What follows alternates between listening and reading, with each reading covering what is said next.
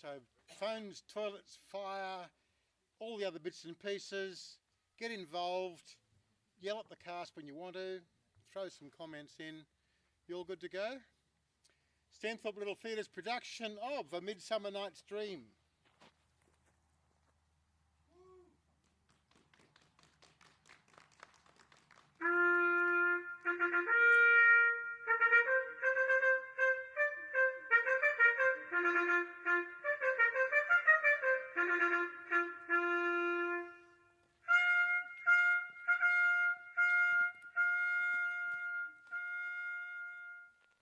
Now, fair Polita, our nuptial hour draws on apace.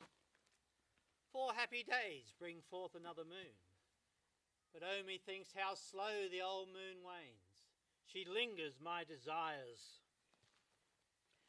4 days will quickly steep themselves in night. 4 nights will quickly dream away the time, and then the moon, like to a silver bow new bent in heaven, shall behold the night of our solemnities. Go, Philostrate, stir up the Athenian youth to merriments. Hippolyta, I did woo thee with my sword, and I won thy love causing thee injuries. But I shall wed thee in another key, with pomp, with triumph, and with revelling.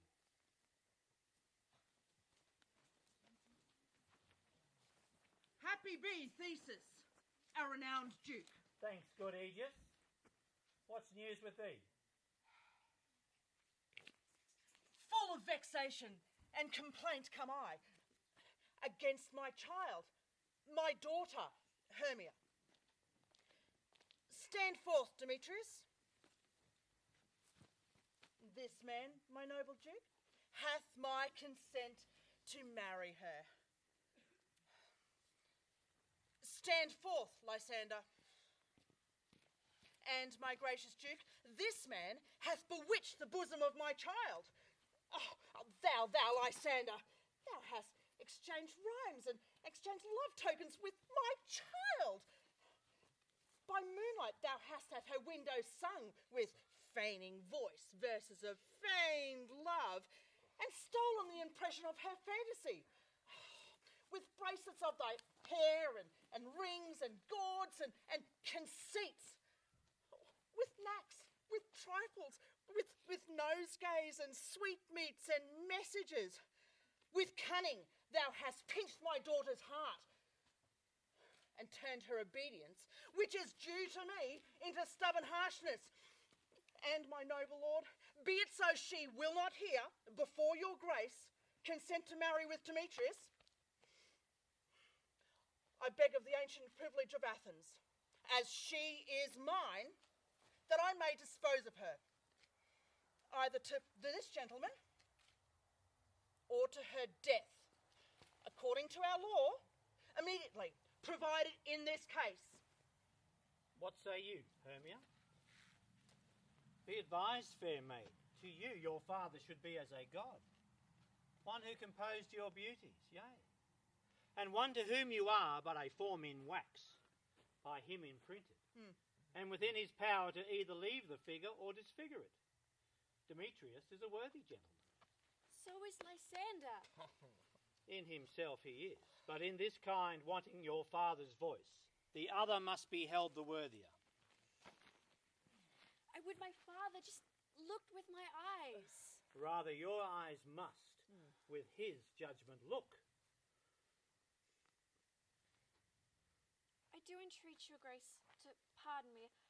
I know not by what power I am able, nor how it may concern my modesty in such a presence here to plead my thoughts. But I do beseech your grace that I may know the worst that may befall me in this case if I refuse to wed Demetrius. Either to die the death, or to abjure for ever the society of men.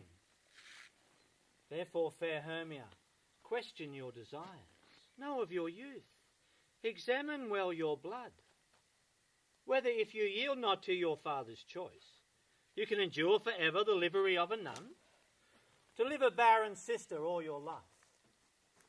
For earthlier happier is the rose distilled, than that which, withering on the virgin's thorn, grows, lives and dies in single blessedness.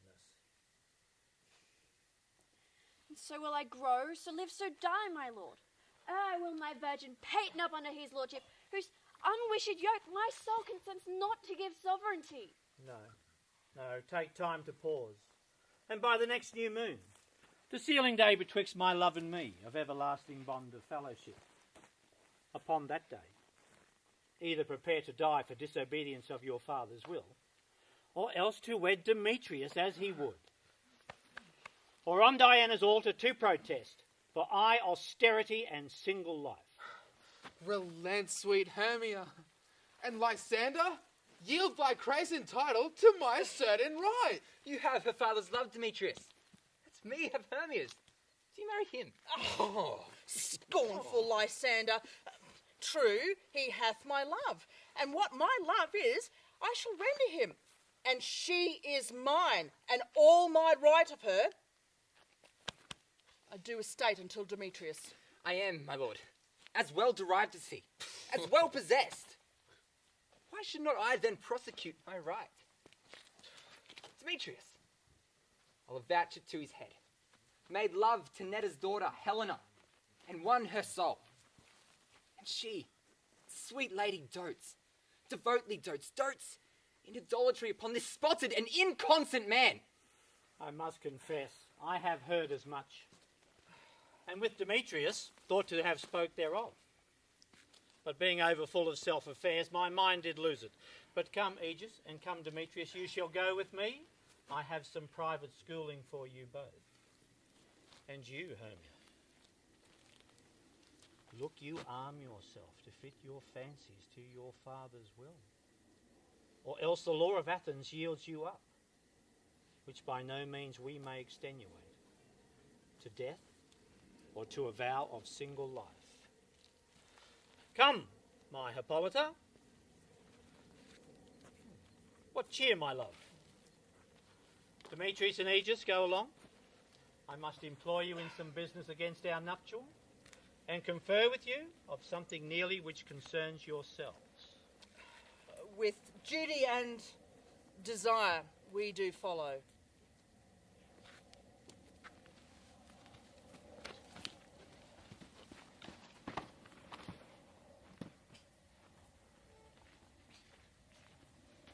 How now, my love? Why are your cheeks so pale? How chance the roses there do fade so fast? Belike for want of rain, from which I could well but teem from the tempest in my eyes. Of course a true love never did run smooth. Swift as a shadow, short as any dream, as brief as the lightning in the colleague night. And here, a man hath power to say, behold! The jaws of darkness do devour it up. So quick bright things come to confusion. If then true lovers have ever been crossed, it stands as an edict in destiny. Then let us teach our trial patience is due to lovers' thoughts and wishes and sighs, dreams and tears. A good persuasion. Therefore, hear me, Hermia. I have a widow aunt, a dowager of great revenue, and she hath no child. From Athens is her house remote 7 leagues. She respects me as her only son. There, gentle Hermia, may I marry thee, and to that place the sharp Athenian law cannot pursue us.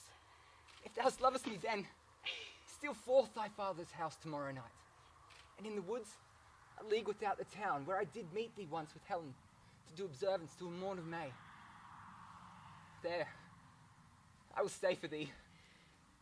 My good Lysander, I swear to thee by Cupid's strongest bow, by his best arrow with the golden head, by all the vows that ever men have broken, in number more than ever women spoke, in that same place thou hast appointed me.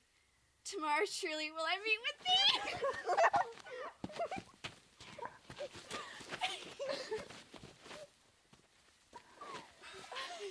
Keep promise, love. Look, comes Helena. Godspeed, fair Helena. Whither away? Call ye me fair? Was that fair again unsay? Demetrius loves your fair. Oh, happy fair. Your eyes are like lodestars, and your speech sweet air. Teach me how you look, and with what art you sway the motion of Demetrius's heart. I frown upon him, and yet he loves me. Well, that your frowns could teach my smiles such skill. I give him curses, and yet he gives me love.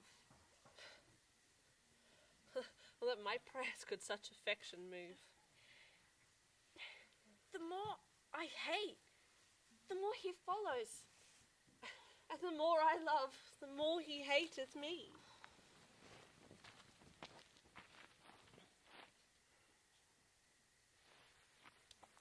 His folly, Helena, is no fault of mine.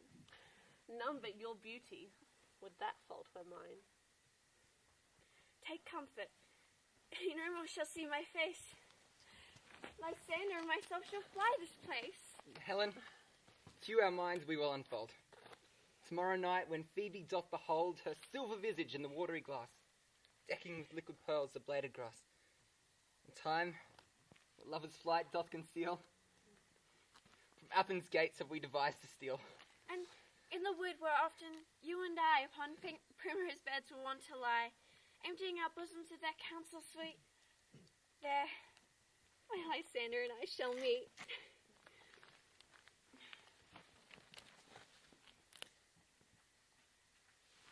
Farewell, sweet playfellow. Pray thou for us, and good luck grant thee thy Demetrius.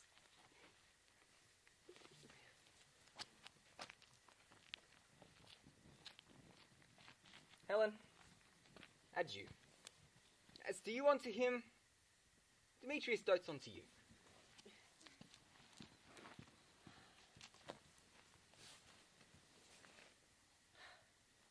Oh, how happy some can be.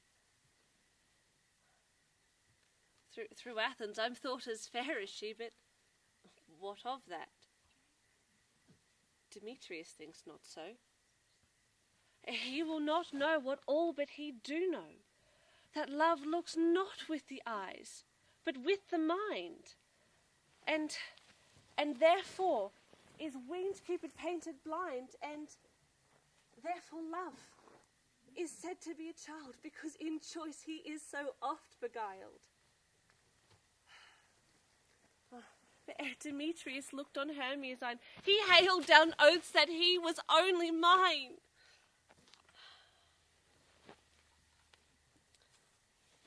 I will go to him and tell him of fair Hermia's flight, and then to the woods tomorrow night he will pursue her.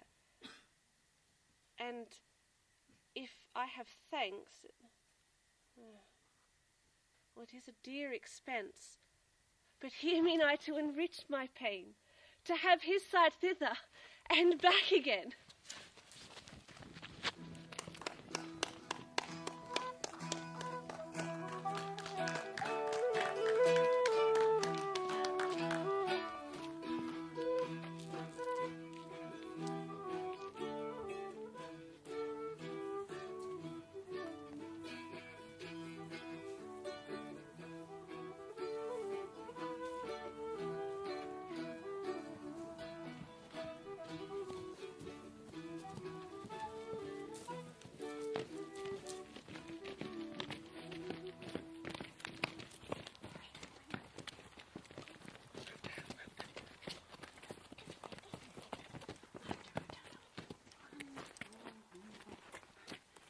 Right.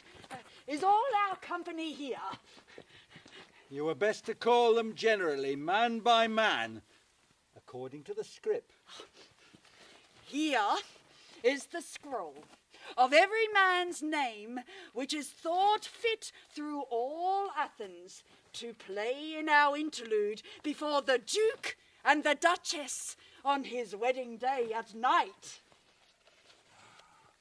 first, good Peter Quince. Say what the play treats on, then read the names of your actors, and so grow to a point. Ah, marry, our play is the most lamentable comedy and most cruel death of Pyramus and Thisbe. Aye, and a first-rate piece of work, I assure you, and a merry. Now, good Peter Quince, call forth your actors. Masters, spread yourselves. Answer as I call you, Nick Bottom the Weaver. Ready? Name what part I am for and proceed. You, Nick Bottom, are set down for Pyramus. Pyramus? Oh! What is Pyramus? A lover or a tyrant? Ooh, a lover that kills himself most gallant for love. That. A lover that kills himself most gallant for love. That will ask some tears in the true performing of it. Yes. If I do it. I will move storms. I will condole in some measure. Francis Flute, the bellows mender.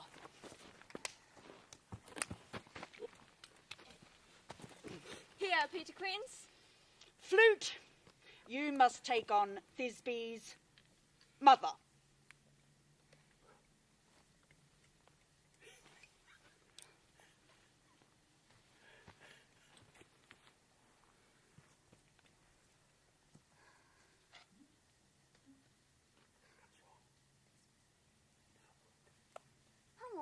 No, Faith. Let me not play woman. Have a beard come in.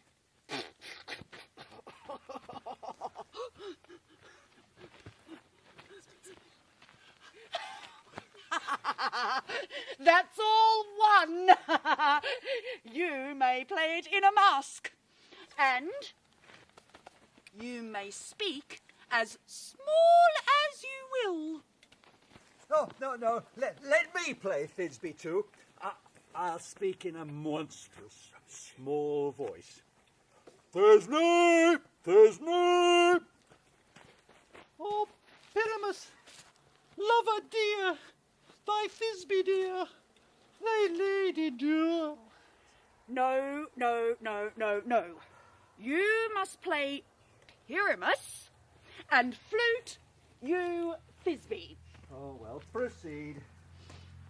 Robin Starveling the tailor. Here, Peter Quince. Robin Starveling, you must take on Thisbe's mother. What?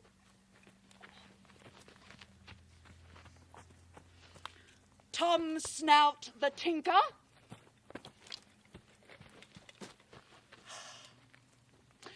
You, Pyramus's father. Myself, Thisbe's father. Snug the joiner. You, the lion's part. And I hope here is a play fitted. Have you the lion's part written? Pray you? If it be, give it me, for I am slow of study. You may do it extempore. For it is nothing but roaring. Like, roar! Roar!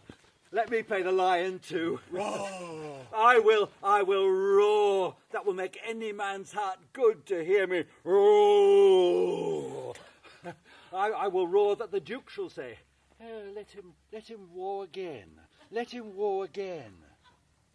And you should do it too, terribly too. That you would fright the Duchess and the ladies. That they would shriek. And that were enough to hang us all. That would hang us. Every mother's son. Masters, yeah. If you are right, if you were to fright the ladies out of their wits, they would have no more discretion but to hang us. But I will aggravate my voice, and I will roar you as gently as an sucking dove. Roar, roar. I will roar you as antwere a nightingale. Roar. No, no, no, no, no, no, no, no! You must play Pyramus.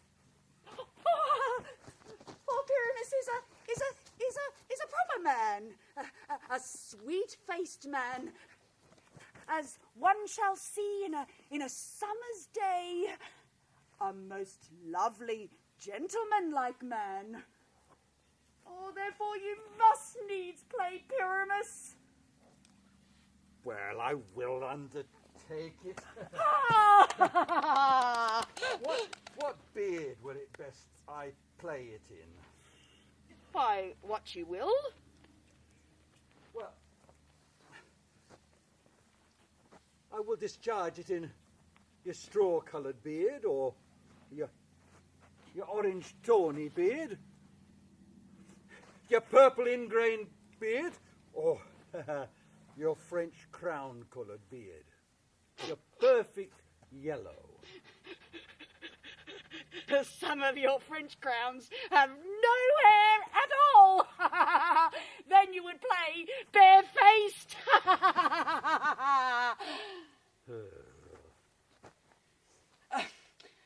But masters, here are your parts, and I am to entreat you, request you, and desire you to come them by tomorrow night, and meet me in the palace wood, a mile without the town. By moonlight there we will rehearse, for if we meet in the city we shall be dogged with company, and our devices known. In the meantime I will draw a bill of properties such as our play wants. I pray you, masters, fail me not. We will meet, and we will rehearse obscenely and courageously. Take pains, be perfect. Adieu. At the Duke's Oak we meet. Enough. Pull or cut bowstrings.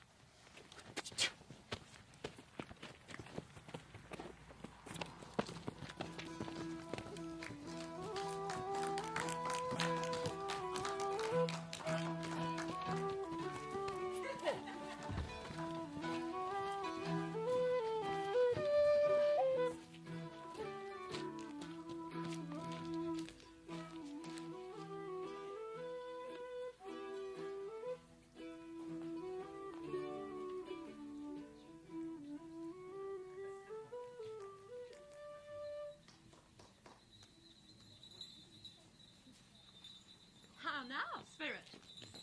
Whither wander you? Over hill, over dale, Sarah bush, Sarah briar, over park, over pale, Sarah flood, Sarah fire. I do wander everywhere, swifter than the moon sphere. And I serve the fairy queen to dew her orbs upon the green. The cowslips tall her pensioners be, but in their gold coats, spots you see, those be rubies, fairy favours. In their freckles live their saviours. I must go seek some dewdrops here, and hang a pearl in every cowslip's ear. But farewell, the lover spirits, I'll be gone. Our queen and all our elves come here anon.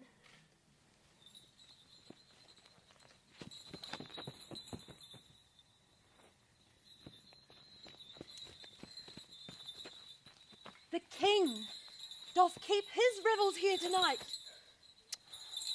take heed the queen come not within his sight, for Oberon is passing fell and wrath, because that she, as her attendant, has a lovely boy stolen from an Indian king. She never had so sweet changeling. Oh, the jealous Oberon would have the child. Knight of the train, to trace the forests wild. But she, perforce, withholds the loved boy, crowns him with flowers, and makes him all her joy. And now they never meet by fountain clear, but they do square through all the realms for fear, creep into acorn cups and hide them there.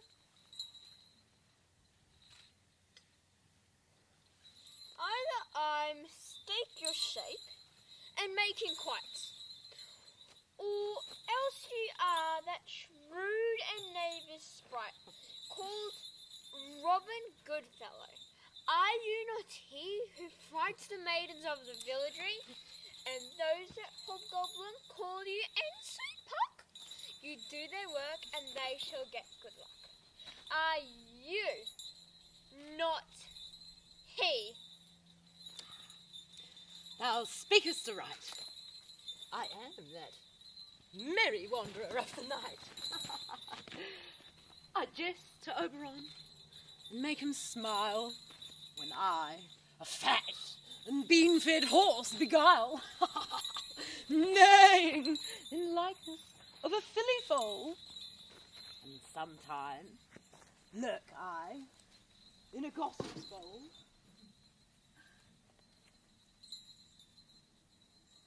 In very likeness the roasted crab. When she drinks against her lips, I fall. And on her withered dewlap pour the ale. The wisest aunt, telling the saddest tale. Sometime for 3-foot stool mistaketh me. Then slip I from her bum. Down topples she, and Taylor cries and falls into a cough.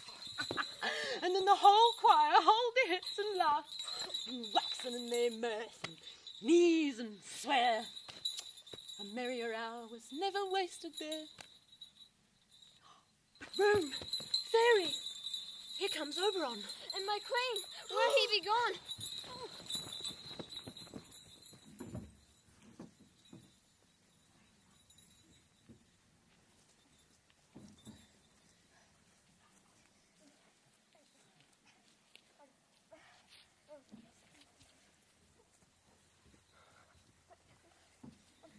Ill met by moonlight, proud Titania.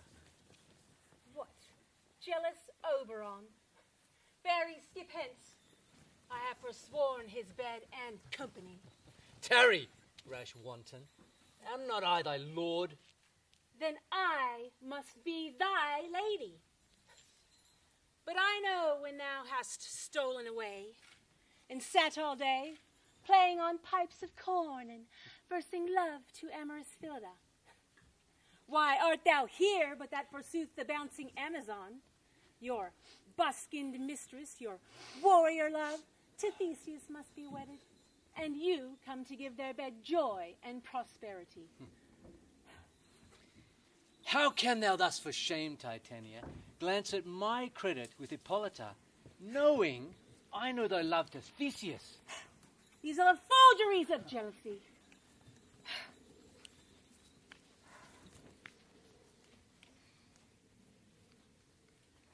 And never, since the middle summer spring met we, on hill, in dale, forest or mead, by paved fountain or by rushy brook, or in the beached margin of the sea, to dance our ringlets to the whistling wind. But with thy brawls thou hast disturbed us for. No night is now with him or Carol blessed. And the moon, the governess of floods, pale in her anger, washes all the air that rheumatic diseases do abound. And through this distemperature we see the seasons alter. The spring, the summer, the childing autumn, angry winter change their wonted liveries, and the mazed world now knows not which is which. And this same progeny of evils comes from our debate, from our dissension. Do you amend it then? It lies in you. Why should Titania cross her Oberon? I do but beg a little change.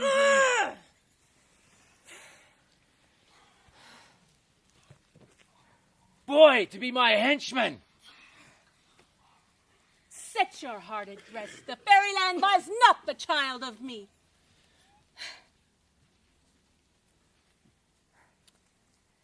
His mother was a votaress of my order.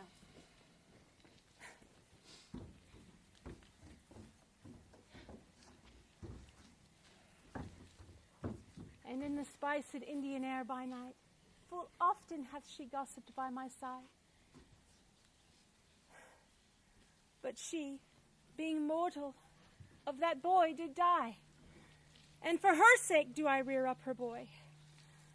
And for her sake I will not part with him. How long within this wood intend you stay? Perchance till after Theseus' wedding day. If you will patiently dance in our round and see our moonlight revels, go with us. If not, shun me, and I shall spare your haunts. Give me the boy, and I will go with thee. Not for thy fairy kingdom! Fairies, away! Ye shall chide downright if I longer stay. Well, go thy way! Thou shalt not from this grove till I torment thee for this injury.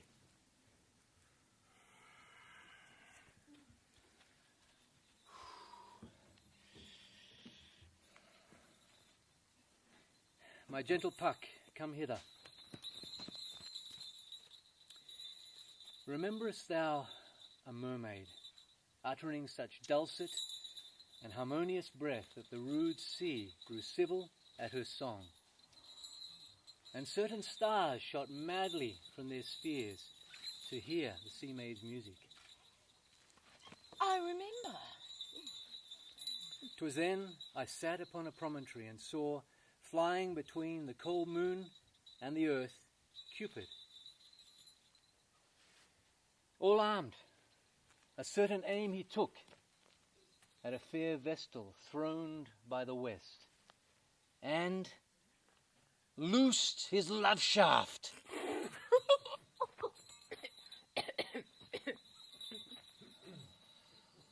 Smartly from his bow. Yet the imperial votaress passed on in maiden meditation, fancy free. Yet marked I where the bolt of Cupid fell.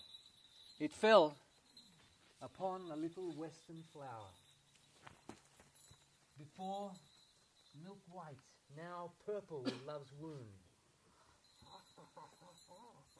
And maidens call it love in idleness. Fetch me this flower. The herb I showed thee once. The juice of it on sleeping eyelids laid will make or man or woman madly dote upon the next live creature that it sees. Fetch me that herb, and be thou here again ere the Leviathan can swim a league. I'll put a girdle round about the earth in 40 minutes.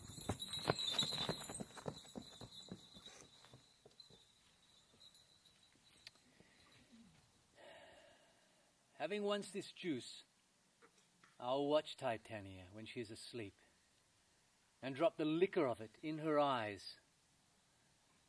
The next thing then she waking looks upon, be it on lion, bear, wolf,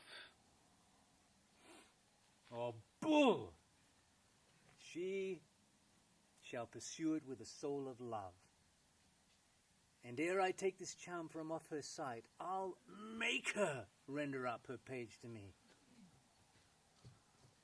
But who comes here?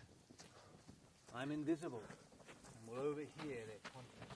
Oh, I love thee not, therefore pursue me not. Where is Lysander and fair Hermia?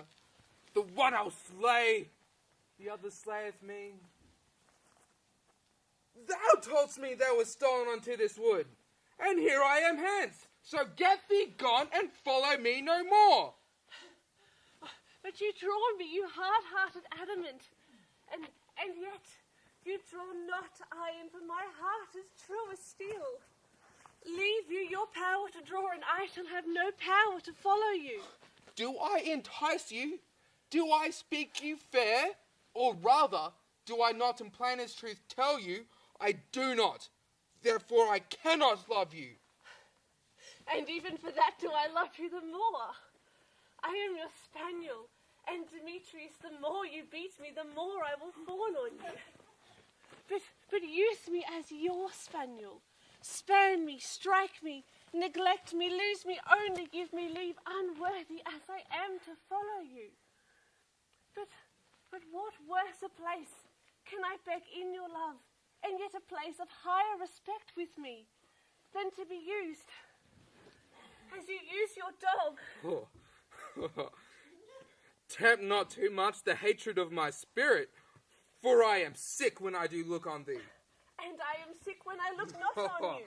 You do impeach your modesty too much, to leave the city and commit yourself into the hands of one who loves you not, to trust the opportunity of night and the ill counsel of a desert place with the rich worth of your virginity. Your virtue is my privilege, for it is not night when I do see your face. I'll run from thee, and hide me in the breaks, and leave thee to the mercy of wild beasts. Oh, but the wildest hath not such a heart as you. Run, when you will, the story shall be changed. Apollo flies, and Daphne holds the chase. I will not stay thy questions. Let me go. Or, if thou follow me, do not believe but I shall do thee mischief in the wood. Aye, in the temple, in the town, in the field, you do me mischief by Demetrius. But your wrongs, they do set a scandal on my sex. We cannot fight for love as men do. We should be wooed. We were not made to woo. I will follow him and make a heaven of hell, to die upon the hand that I love so well.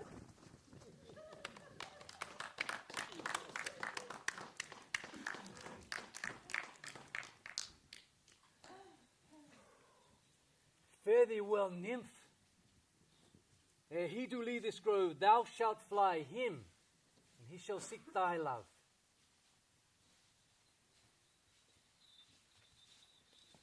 Welcome, wanderer. Hast thou the flower there? Aye, there it is.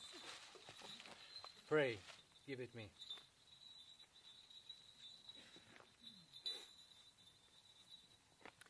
I know a bank where the wild thyme blows, where oxlips and the nodding violet grows. There sleeps Titania some time of the night, lulled in these flowers with dances and delight. And there the snake throws her enamelled skin, weed wide enough to wrap a fairy in. And with the juice of this, I'll streak her eyes and make her full of fantasies.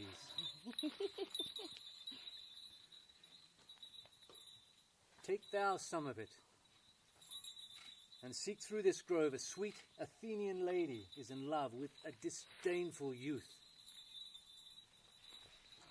anoint his eyes.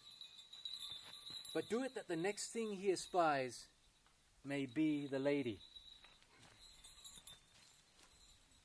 Thou shalt know the man by the Athenian garments he hath on.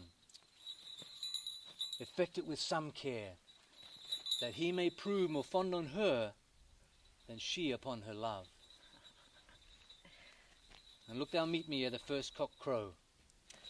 Fear not, my lord. Your servant shall do so.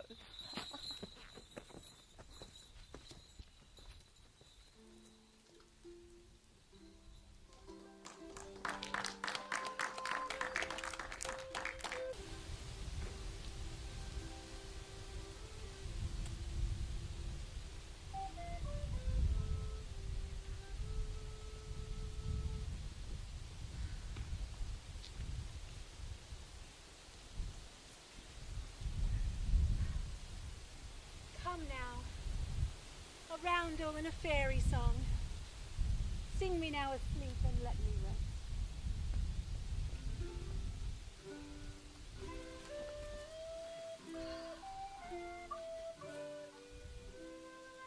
You spotted snakes with double tongue, thorny hedgehogs be not seen. Newts and blind ones do no wrong. Come not near our fairy queen. Fill a bell with melody, singing our sweet lullaby. La la la la lullaby. La la la la lullaby. Never harm nor spell nor charm. Come, our lovely lady mine. So good night with lullaby. So good night with lullaby. Weaving spiders come here. As you long as you little black swirl the shelter no fill a bell with melody, singing our sweet lullaby. La la la la lullaby. La la la la lullaby. Never harm nor spell nor care. Come, our lovely lady nigh. So good night with lullaby. So good night with lullaby. Hence away.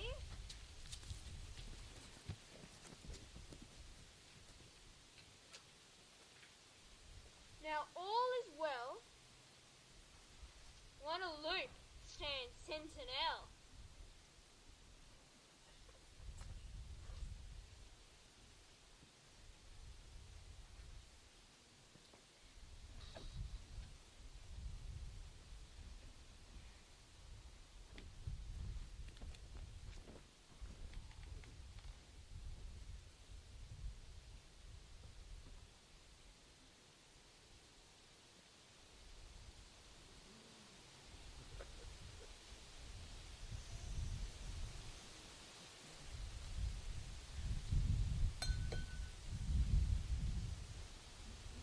What thou seest when thou dost wake, do it for thy true love take. Love and languish for his sake.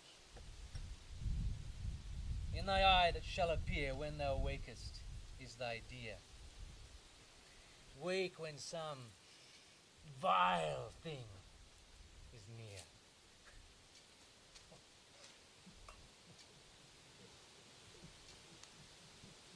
No love. We faint with wandering in the woods. To speak truth, I forgot our way. We'll rest us, Hermia, if you think it good, and tarry, comfort of the day. My good Lysander, Shall rest my head. One turf shall serve as pillow for us both. One bed, one heart, two bosoms, and one truth. My dear Lysander, for my sake, my dear. Lie further off yet. Do not lie so near. Take the sense sweet of my innocence. Love takes the meaning in love's conference. I mean that my heart unto yours is knit so that one heart we can make it. Two bosoms interchanged with an oath, so then two bosoms in a single troth. Then, by your side no bedroom me deny. Lying so, Hermia, I do not lie. Lysander riddles very prettily. Now much prefer my manners and my pride if Hermia meant to say that Lysander lied. Gentle friend, for love and courtesy, do not lie so near. In human modesty, such separation as may well be said becomes a virtuous bachelor and a maid. So, far be distant.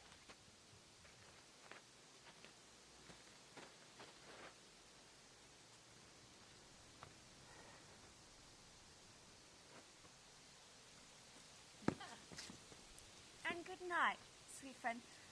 Thy love never alter till thy sweet life end. Amen. Amen to that fair prayer say I. And end life when I end loyalty. Here is my bed.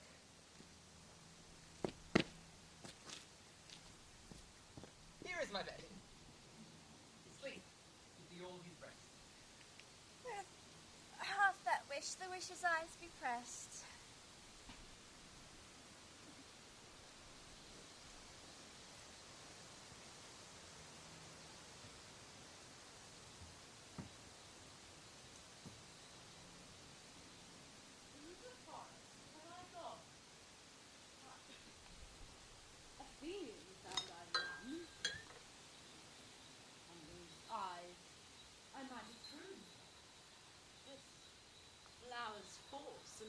Stirring love.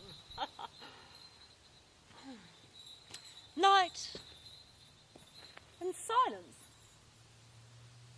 Oh, who is here? Weeds of Athens he doth wear. This is he, my master said, despised the Athenian maid.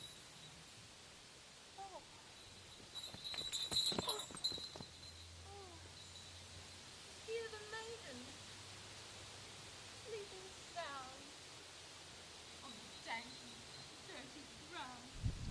Oh, pretty soul, she durst not lie near this lack-love. This shall upon thy eyes I throw all the power that's charmed the foe.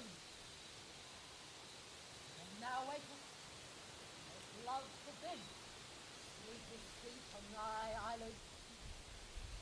Shall awake when I'm gone, for I must now to Oberon.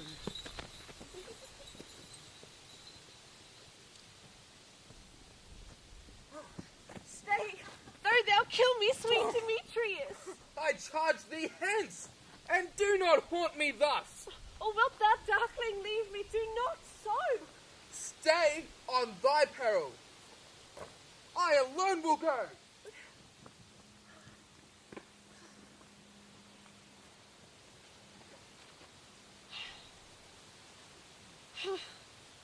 Oh, I'm out of breath on this fond chase.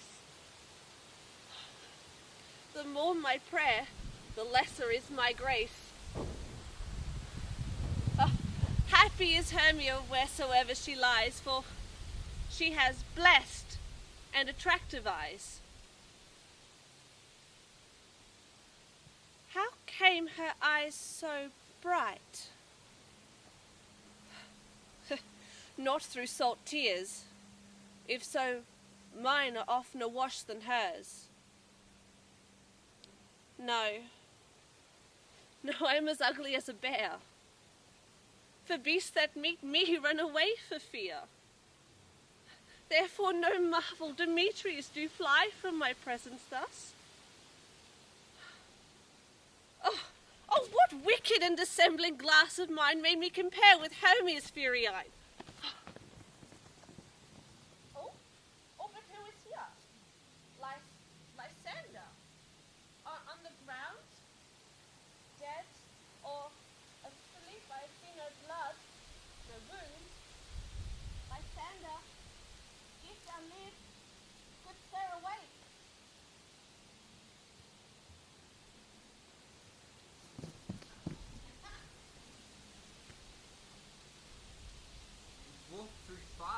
shall for thy sweet sake. Transparent Helena, nature shows art that through thy bosom makes me see thy heart. Where is Demetrius? Oh, how fit a word is that vile name to perish upon my sword. Do not say so, Lysander, say not so. What though he love your Hermia, Lord, what though? Yet Hermia loves you, then be content. Content with Hermia? No, I do repent the tedious minutes with her I've spent. But not Hermia. But Helena, I do love. Who would not change a raven for a dove? Ugh. The will of man is by his reason swayed, and reason says it's you are the worthier maid. Things growing are not ripe until their season. And I, being young till now ripe, not reason, touching now the points of human skill, reason becomes a marshal to my will and leads me to your eyes where I overlook love stories written in love's richest book. Oh, wherefore was I to this keen mockery born? When at your hands did I deserve this scorn? Oh, is it not enough? Is it not enough, young men, that I did never, no, nor never can, deserve a sweet look from Demetrius as I, that you must flout my insufficiency? Oh, good troth, you do me wrong. Good sooth, you do in such a disdainful manner me to woo. Oh, but fare thee well. Oh, perforce, I must confess, I thought you, Lord, of more true gentleness. Oh, that a lady of one man refused should therefore by another be abused.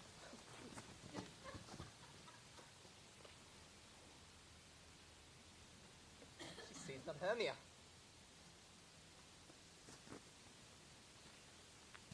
Hermia,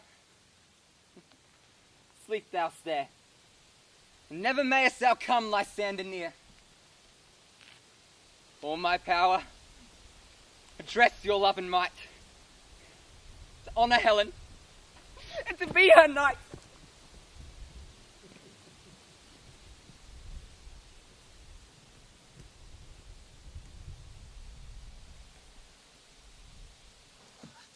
Help me, Lysander, help me! Not to this bed, like this crawling serpent from my breast.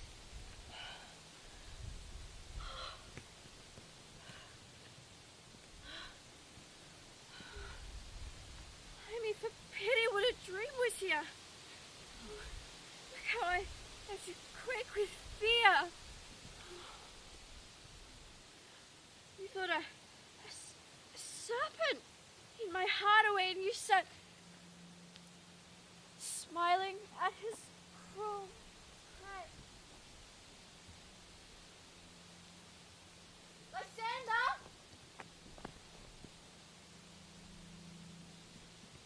Lord?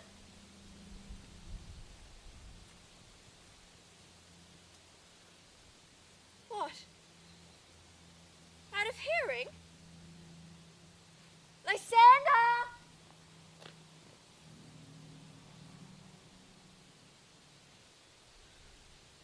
God?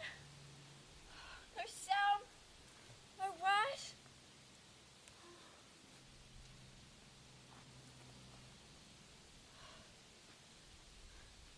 Luck! Speak! If you hear, speak of our loves!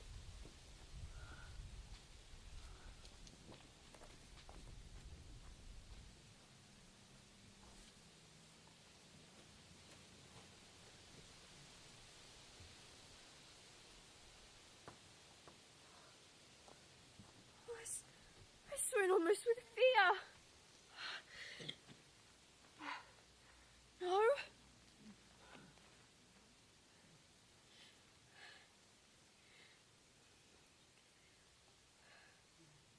Then I well perceive you all not lie. Either you or death, I'll find immediately.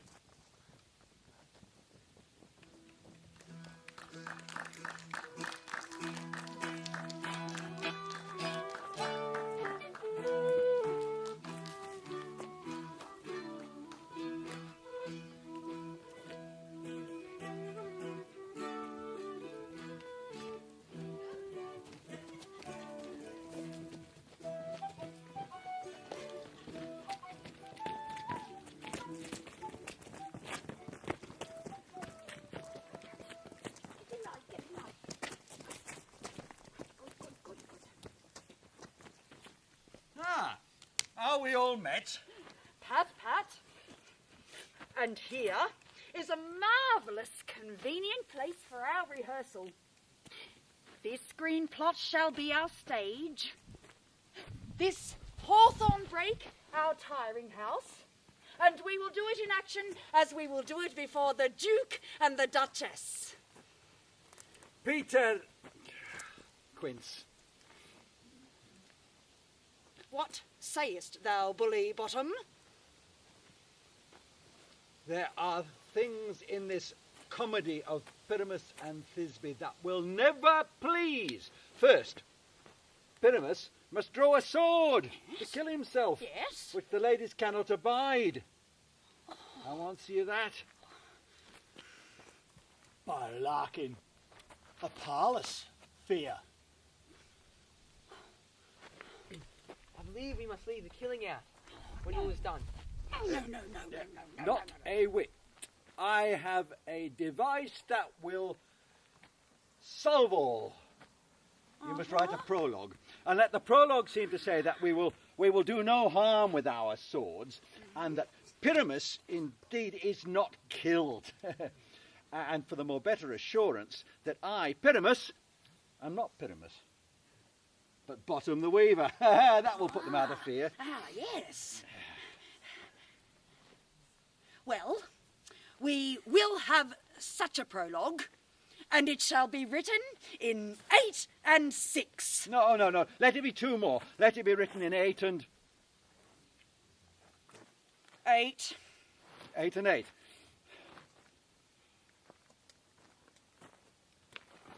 Will not the ladies be afeard of the lion? I fear it. I promise you. Masters, you must consider with yourselves, for God shield us to bring a lion. A lion amongst ladies is a most dreadful thing, for there is no more fearful wild fowl than your big pussycat living, and we must look to it.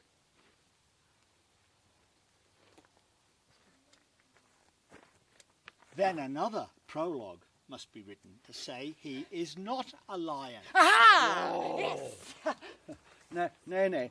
Let him name. You must name his name.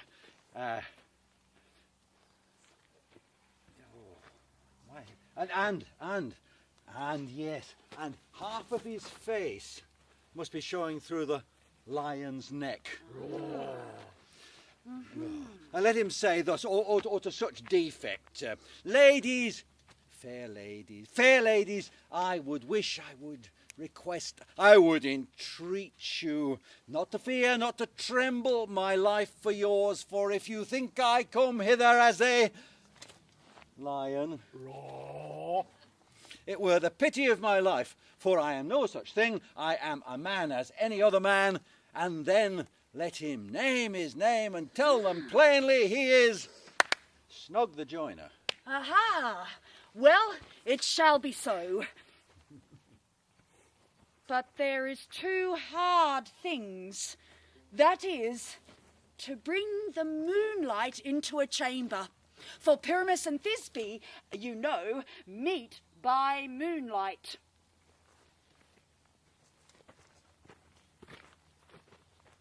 Doth the moon shine that night we play our play?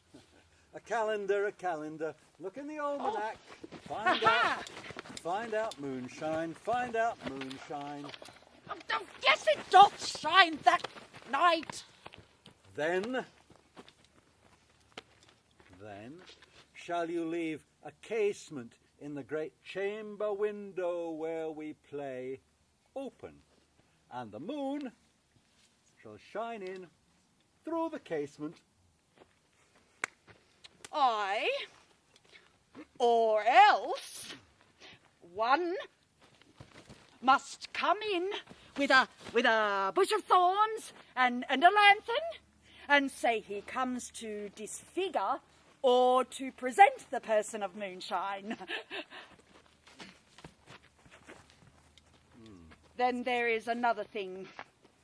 We must have A wall in the great chamber. For Pyramus and Thisbe, says the story, did talk through a chink in the wall. You can never bring in a wall. What say you, Bottom? Some man or other must present wall.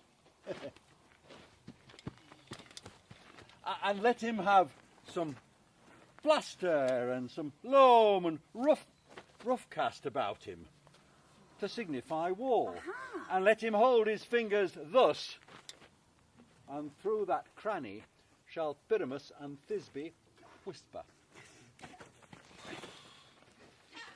If that may be, then all is well. Come, sit down, every mother's son, and rehearse your parts. Pyramus, you begin. When you have spoken your speech, enter into that break, and everyone according to their cue.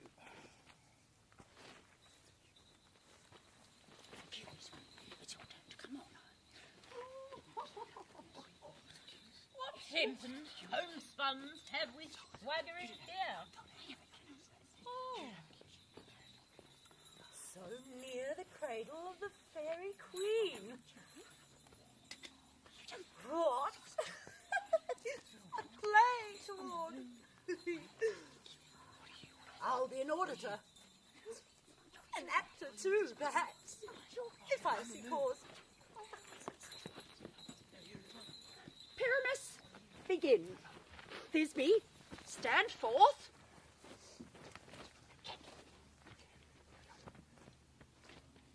Thisbe! The flowers of odious savour sweet. Odours! Odours! Odours, savour sweet.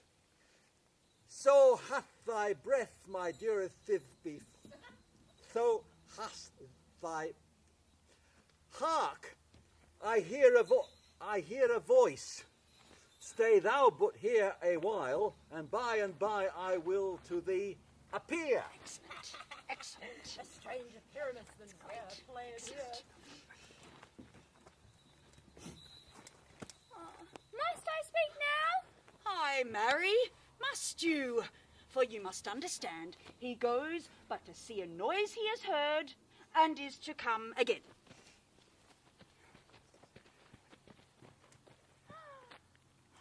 Most radiant Pyramus, most lily white of hue, of colour like red rose on triumphant briar, most bristly juvenile, eke most lovely Jew, as true as horse that yet would never tire.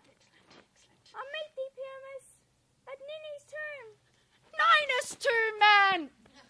Why, you must not speak that yet. That you answer to Pyramus.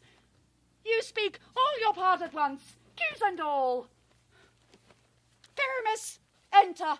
Your cue has passed. It is never tire. As true as horse that yet would never tire. As true as horse that yet would never tire. Never tire! If I were fair, Thisbe, I were only thine. Oh, monstrous! Oh, strange! We are haunted! Pray, masters, fly masters! Help! I'll follow you. I'll lead you about the round. Through ball, through bush, through brake, through briar. Sometime a horse I'll be. Yeah. Sometime a hound, a hog, a headless bear. Sometime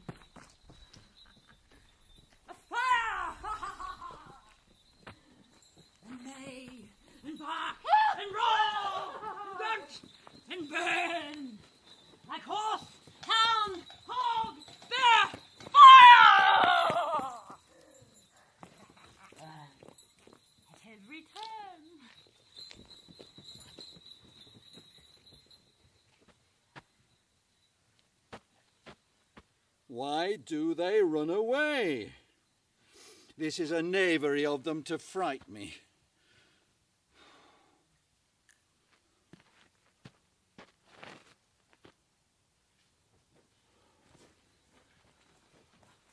Oh, bless thee, bottom, bless thee. Thou art translated.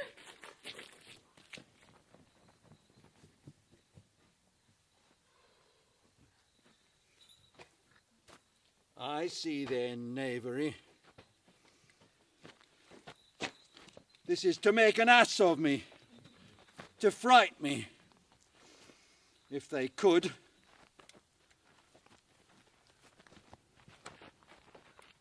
Oh, Bottom, thou art changed. What do I see on thee? What do you see? You see an ass head, do you?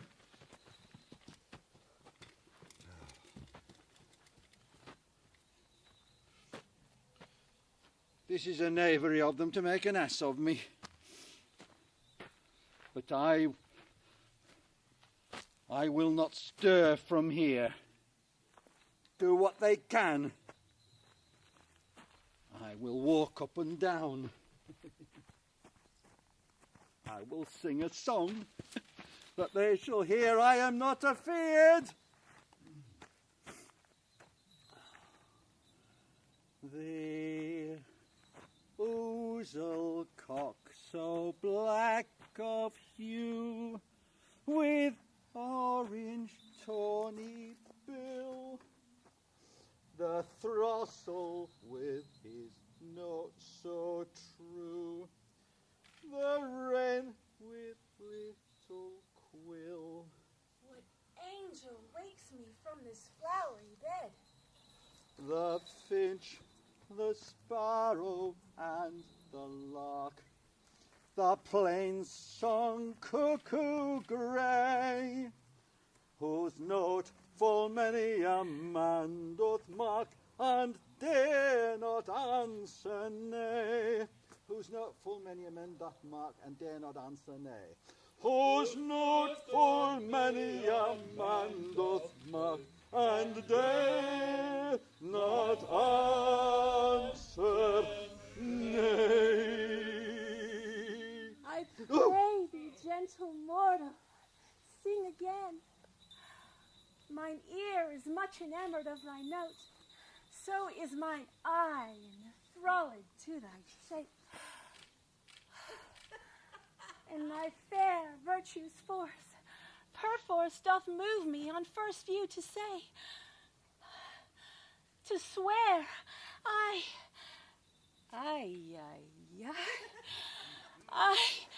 love thee. Methinks, mistress, you should have little reason for that. Though to say the truth, reason and love keep little company together nowadays. More the pity some honest neighbour will not make them friends.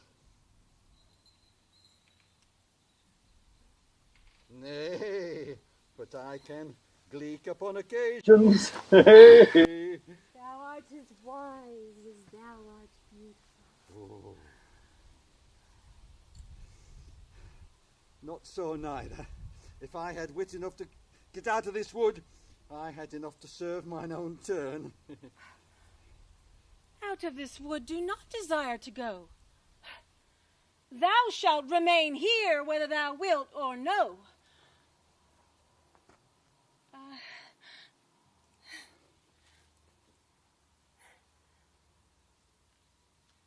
I am a spirit of no common rate. The summer still doth tend upon my state. And I do love thee, therefore go with me. I will give thee fairies to attend on thee, and they shall fetch thee jewels from the deep, and sing while thou on pressed flowers dost sleep. And I shall purge thy mortal grossness so that thou shalt like an airy spirit go.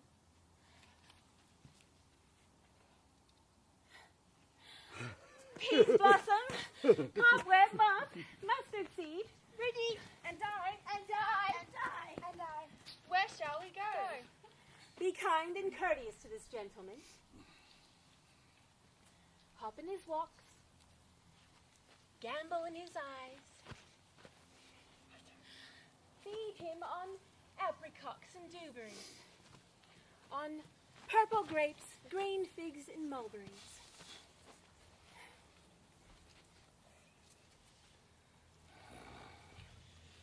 To have my love to bed. And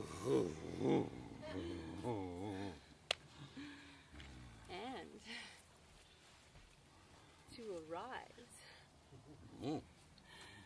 To fan the moonbeams from his sleeping eyes. Hail, mortal! Hail! Hail!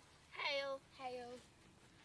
I cry your mercies, worship. I beseech your worship's name. Cobweb. Ah, I will require your more company, good Cobweb, and if I cut my finger, I will make bold with you.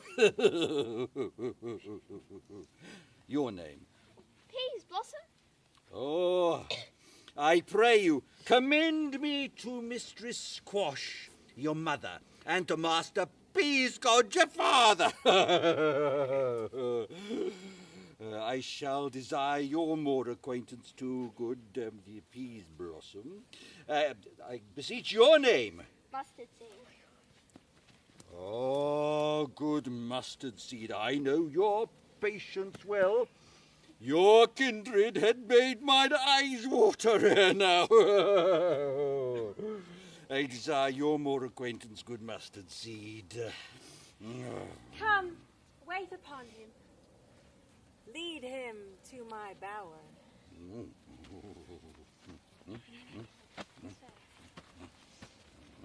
The moon, methinks, looks with a watery eye, and when she weeps, weeps every little flower, lamenting some enforced chastity. Tie up my love's tongue, bring him silently.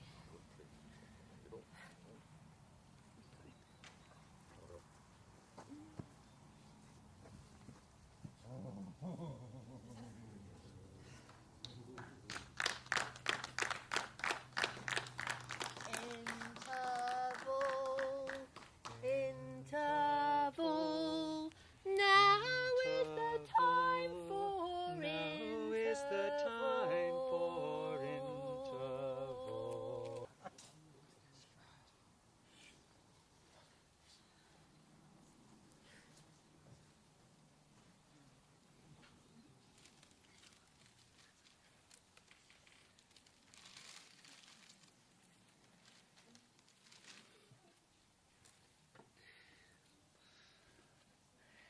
I wonder if Titania be awaked, then what it was that next came in her eye.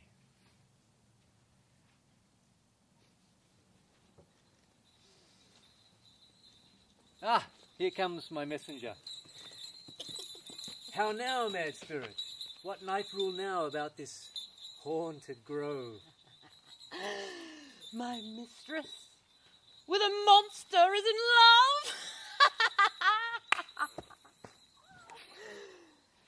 Near to her close and consecrated bower, while she was in her dull and sleeping hour, a crew of patches, rude mechanicals that worked for bread upon Athenian stalls, were met together to rehearse a play intended for great Theseus's nuptial day. Now, the shallowest thick-skin of this barren sort, who Pyramus presented in their sport, forsook his scene and entered in a break. When I did him of this advantage take,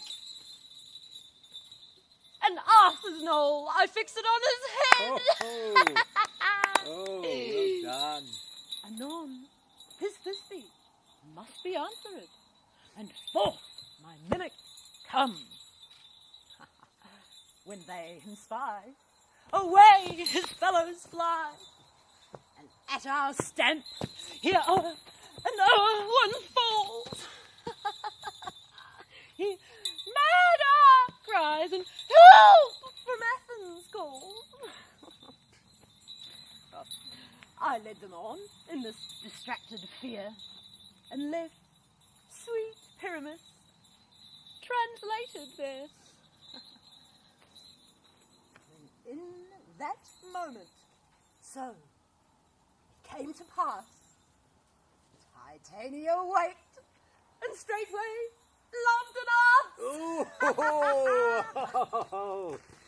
Oh. This falls out better than I could devise. But hast thou yet latched the Athenian's eyes with the love juice, as I did bid thee do?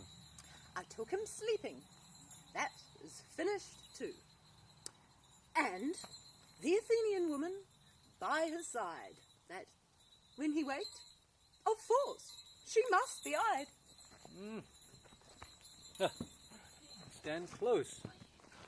This is the same Athenian.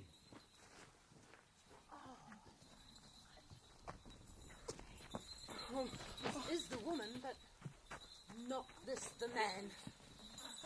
Oh, why do you rebuke him that loves you so? Lay breath so bitter on your bitter foe. Now I but chide, but I should use thee worse, that thou, I fear, hast given me cause to curse. Thou hast slain Lysander, being all shoes and blood, plunge in the deep and kill me too. It cannot be but thou hast murdered him. So should a murderer look so dead, so grim. So should the murdered look, and so should I. Pierce through the heart with your stern cruelty, yet you, the murderer, look as bright, as clear as yonder Venus in her glimmering sphere. What is this to my Lysander? Oh, good Demetrius, wilt thou give him me? I'd rather give his carcass to my hounds. Out, dog, out, cur! Thou drivest past the bounds of maiden's patience.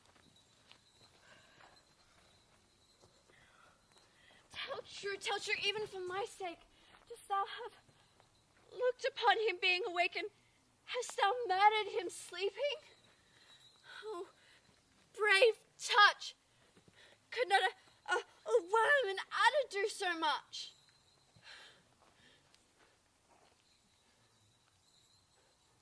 An adder did it. For with doubler tongue than thine, thou serpent never adder stung. Ye spend your passion on a misprized mood. I am not guilty of Lysander's blood, nor is he dead, for aught that I can tell. I pray thee then, Demetrius, tell me that he is well. And if I could, what would I get there for? Privilege never to see me more, and from thy high hated presence part I so. See me no more, whether he be dead or no. No, there is no following her in this fierce vein. Here, therefore, for a while I shall remain. So sorrow's heaviness doth heavier grow, for debt that bankrupt sleep doth sorrow owe. Now, in some slight measure it will pay,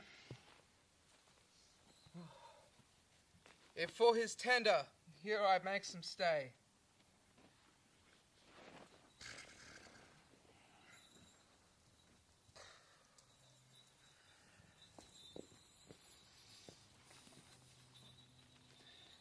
What hast thou done? Thou hast mistaken quite, and laid the love juice on some true love sight. Of thy misprision must perforce ensue some true love turned, and not a false turn true. Now then, fate overrules. One man holding trough, a million fail, confounding oath on oath.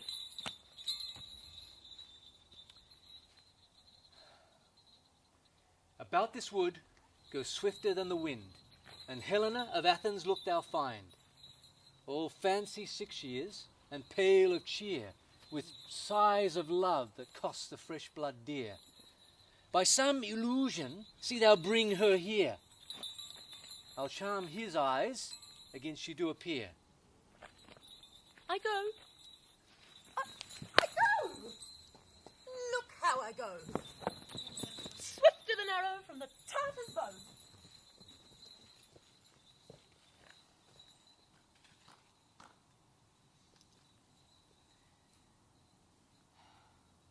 Flower of this purple dye, hit with Cupid's archery, sinking apple of his eye.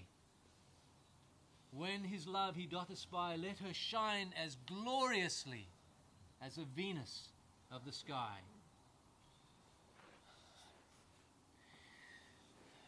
When thou wakest, if she be by, beg of her for remedy.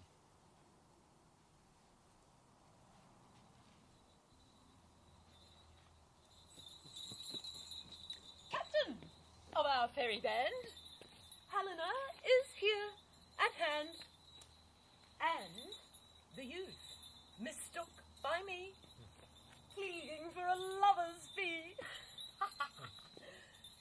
Shall we their fond pageant see? Lord, what fools these mortals be. Stand aside. The noise they make will cause Demetrius to awake. Ha! Then we'll two at once we won. That must needs be fought alone. And those things do best please me, that we fall preposterously. Why should you think I should woo and scorn? Scorn and derision never come in tears. Look, when I vow, I weep. And vows so born in their nativity, all truth appears. How can these things in me seem scorn to you, whilst bearing the badge of faith to prove them true? Oh, you do advance your cunning more and more. These vows are Hermia's. Would you give her o'er? I had no judgment when to her I swore. Nor none in my mind now you give her o'er. Demetrius loves her, and he loves not you. Helen? Oh, goddess! Nymph! Perfect, divine! Oh, to what mine love shall I compare thine eyne? Oh, crystals muddy! Oh, how ripe and sure thy lips! Those... Oh, fuck!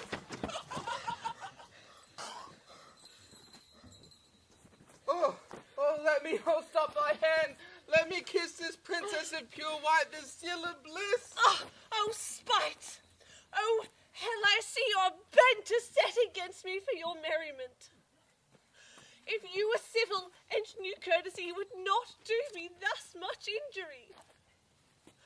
If you were men, as men you are and show, you would not use a gentle lady so, to vow and swear and superpraise my parts. When I'm sure you hate me with your hearts. You are rivals. None of noble sort would so offend a virgin and extort a poor soul's patience, all to make your sport. You are unkind, Demetrius. Be not so. For you love Hermia. This, you know I know. With all in here, with all goodwill, with all my heart, in Hermia's love, I yield you up my part. And to yours of Helen to me bequeath, whom I do love and will to my death. Oh, never did Bacchus waste nor idle breath. Lysander, keep thy Hermia. I will none. If e'er I loved her, all that love is gone. My heart to her is but guess why sojourned. And now to Helen it is home returned, there to remain. Helen, it is not so. Disparage not the faith thou dost not know, lest to thy peril thou abide dear. Look, where thy love comes, yonder is thy dear.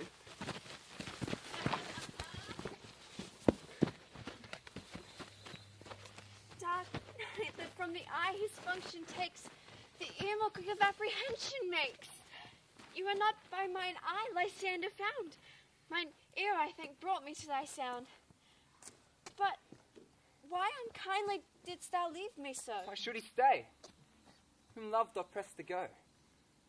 What love could press Lysander from my side? Lysander's love that would not let him bide.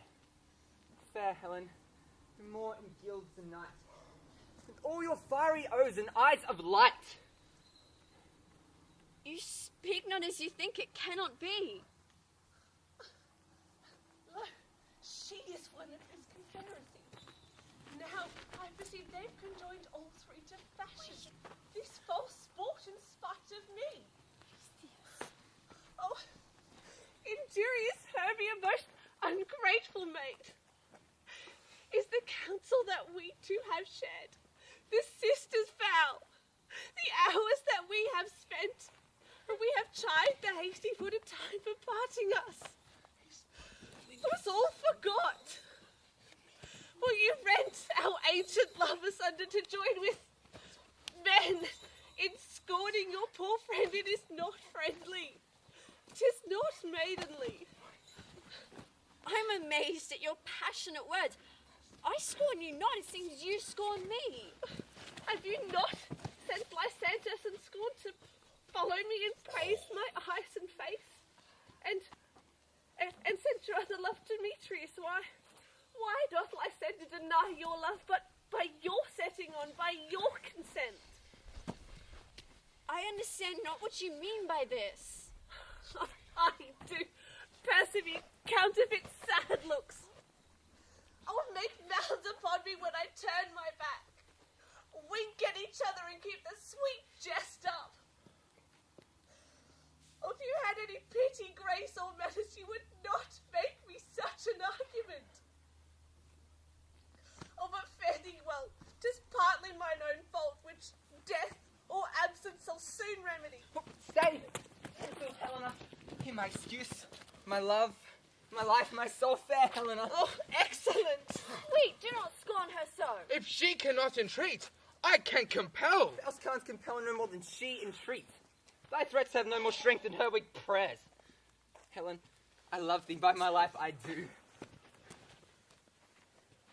Lysander, where'd you tens all this? Where you, Ethiop? No, he'll seem to break loose, but take not on as you would follow. You are a tame man, go! Take off, thou cat! Thou bird, vile thing, let loose! Or I will shake thee from me like a serpent! Where'd you tens all this? Why are you growing so rude, sweet love? Thy love? Out! Tawny Tartar, out! Out! Loads, medicine, hate and potion, hate! Jess! Yes, sooth, and so do you. Demetrius, I'll keep my word with thee. Oh, I would I had your bond, for I perceive a weak bond holds you. I'll not trust your word. What? Should I hurt her? Harm her? Kill her dead? Though I hate her, I will not harm her so. What? Could do me greater harm than hate? Hate me? Am not I Hermia? Are not you Lysander? I am as fair now as I was erewhile. Since now you love me, and since now you left me. Aye. By my life, never did desire to see thee more. Therefore be out a question of hope, of doubt. Be certain, nothing true, 'tis no jest. I do hate thee. Love Helena. You juggler, you capable of me, thick of love! What have become my knight? Stolen my love's heart from him! Fine, I faith. What?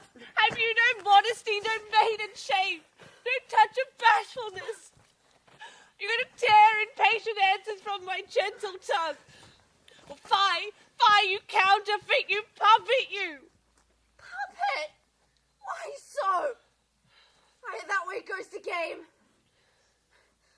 Am I so low in esteem because you've gone so high? How low am I? I'm not yet so low that my nails can reach under mine eyes! Bring it though, you mock me, gentlemen, let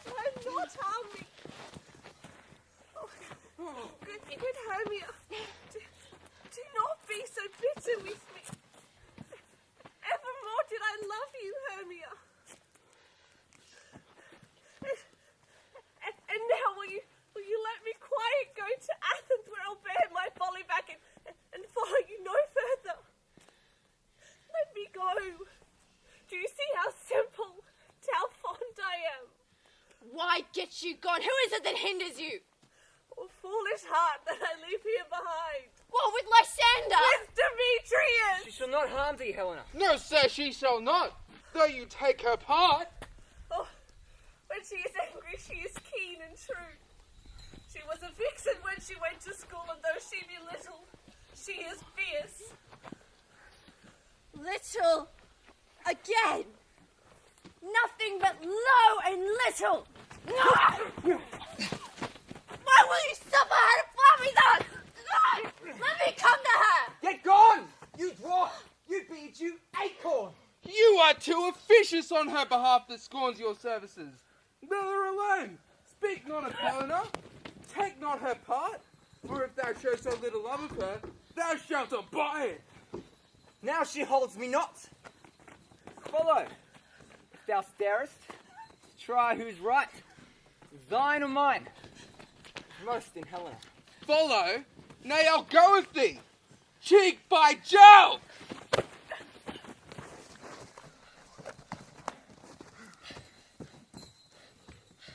You, mistress, all this coil is long of you. Nay, go not back. I no longer stay in your... I no longer trust you. I no longer stay in your cursed company. Your hands than mine are quicker to a fray. But my legs are longer though to run away.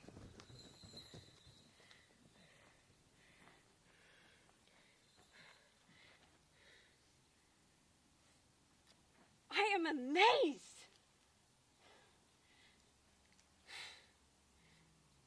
I know not what to say.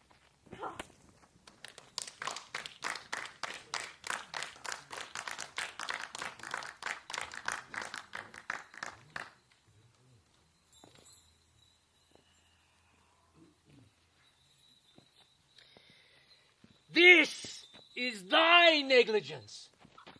Still thou mistakest, or else committest thy knaveries wilfully. Believe me, King of Shadows, I mistook. Did not you tell me that I should know the man by the Athenian garment he had on?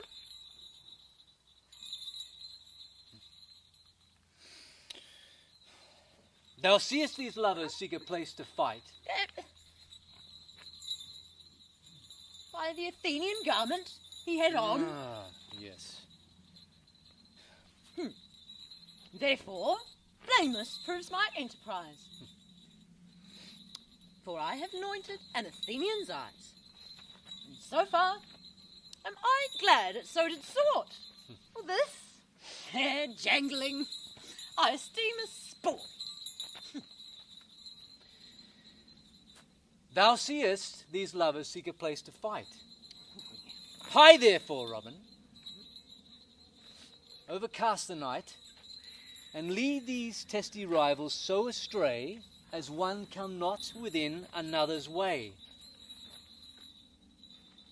Then crush this herb into Lysander's eye, whose liquor have this virtuous property, to take from thence all error with his might, and make his eyeballs roll with wonted sight. Whiles I in this affair do thee employ, I'll to my queen and beg her Indian boy, and then her charmed eye I will release from monster's view, and all things shall be peace. My fairy lord, this must be done with haste, for night's swift dragons cut the clouds full fast. Notwithstanding haste, make no delay. We may effect this business yet ere day.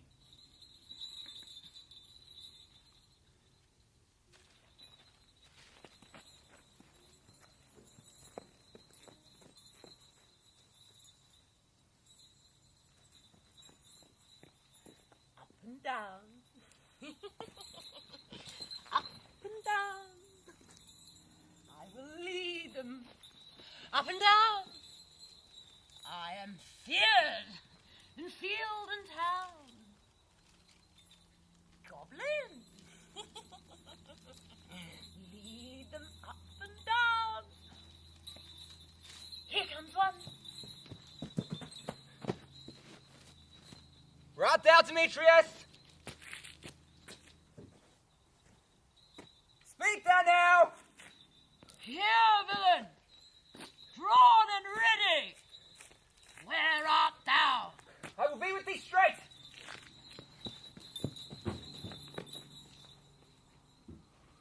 Follow me then, to plainer ground.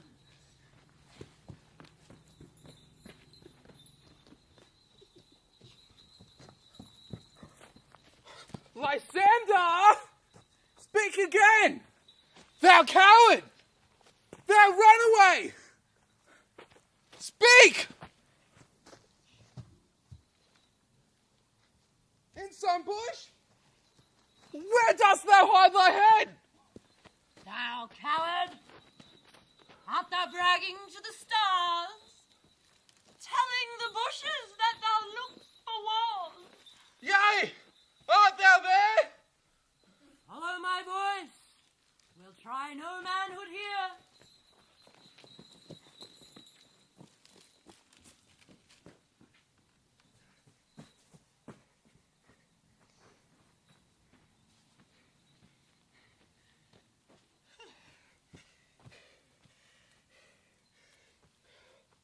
He goes before me, it still dares me on. I come where he calls, and he is gone. The villain is much lighter heeled than I. I follow fast, but faster he does fly. That fallen am I in this dark, uneven way. And here will rest me. Come thou, gentle day, for if but once thou show me thy great light, find Demetrius, revenge this spite.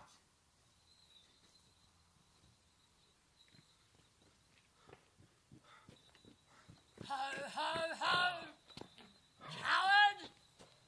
Why comest thou not?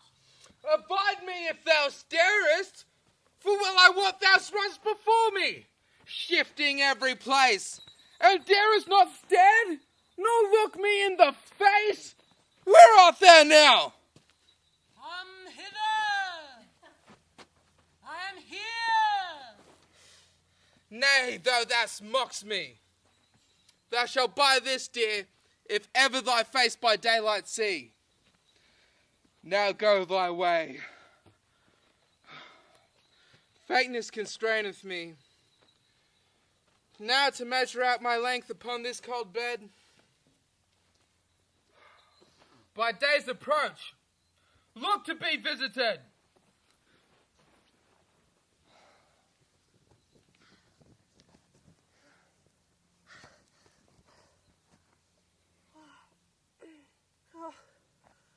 Oh, weary night. Oh, long and tedious night, abide thy hour.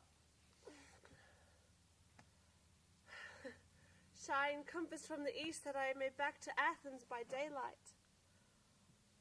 Oh, from these that my poor company detest, and sleep, which sometimes shuts up sorrow's eye, steal me away from mine own company.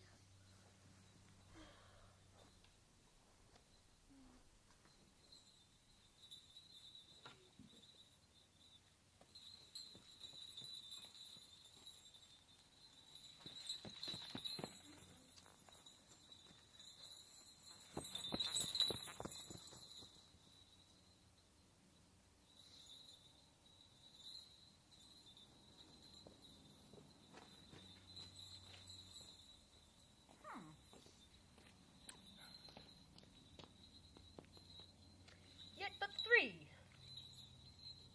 Come one more. Two of both kinds make up four.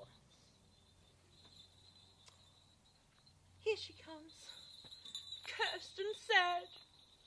Cupid is a knavish lad, thus to make poor females mad.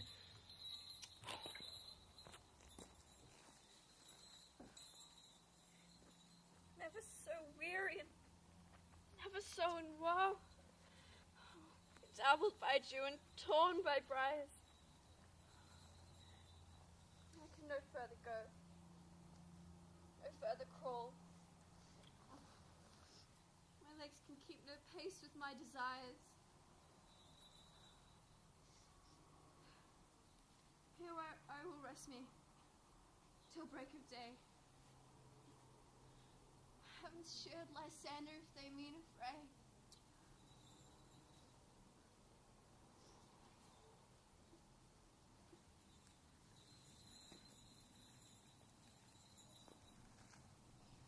Sleep sound on the ground.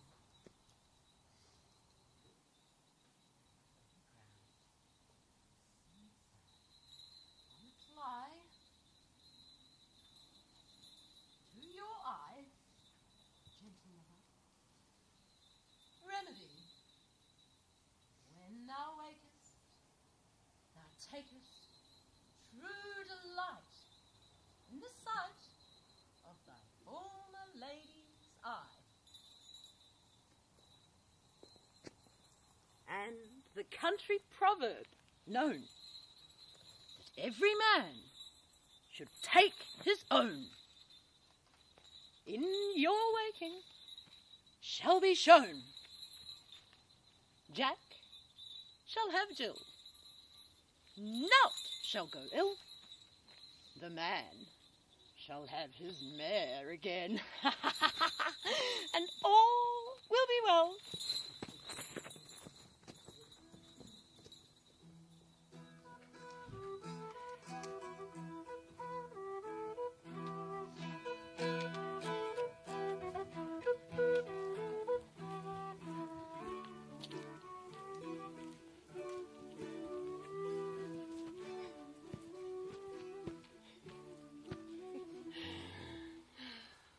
Come, sit thee down upon this flowery bed.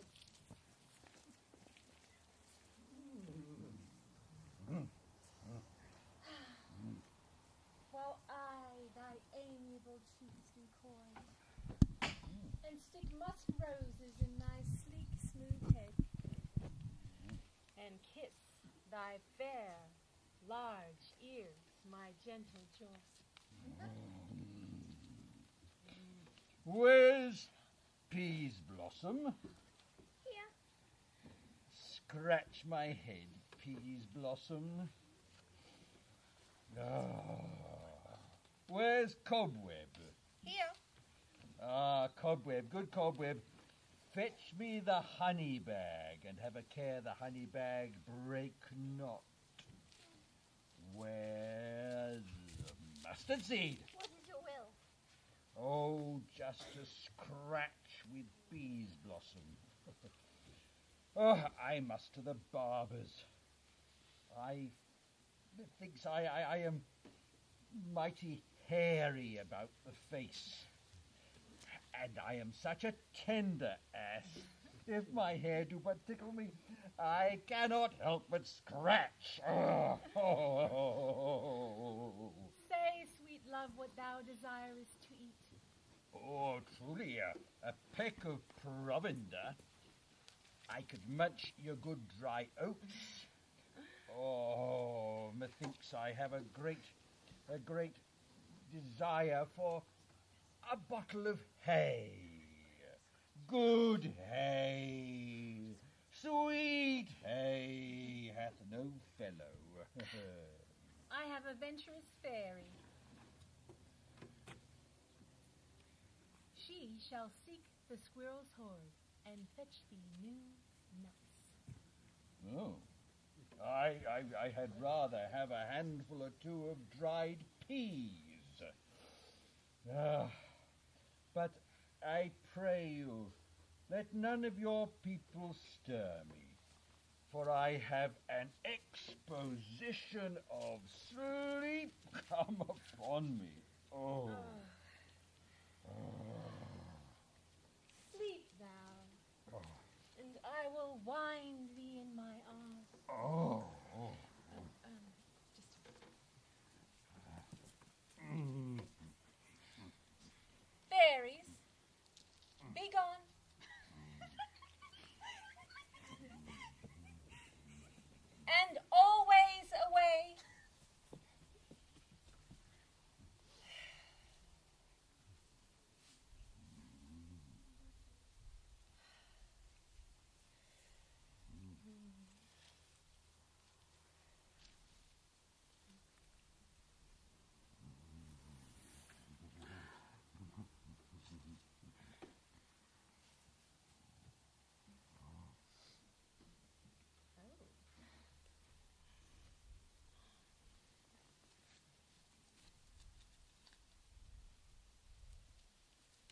So doth the woodbine, the sweet honeysuckle gently entwist, the female ivy so enrings the barky fingers of the elm. Oh. Oh, how I love thee, how I dote on thee. Oh.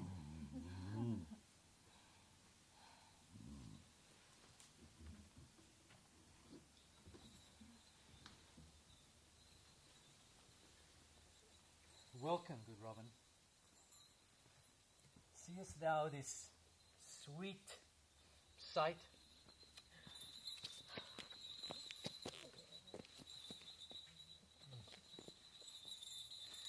Her dotage now I do begin to pity, for she his hairy temples then had rounded with a coronet of fresh and fragrant flowers.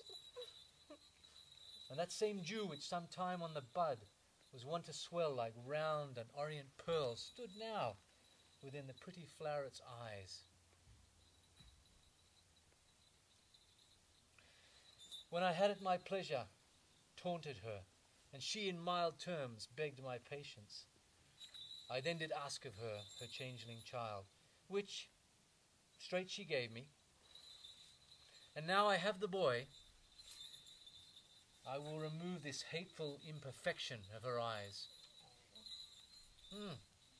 And gentle Robin, take this transformed scalp from off the head of this Athenian swain, that he awaking when the other do, may think no more of this night's accidents, but of the fierce vexation of a dream.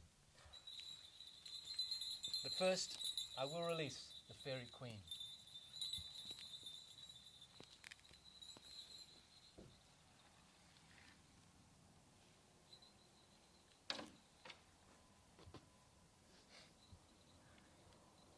Be as thou wast wont to be. See as thou wast wont to see. Now, my Titania, wake you, my sweet queen.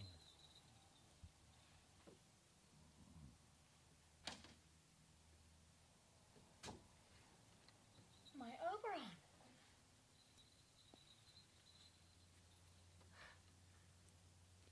Oh.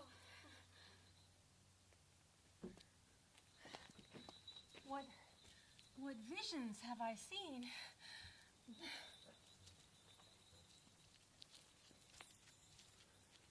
Methought I was enamored of an ass. There lies your love. How came these things to pass?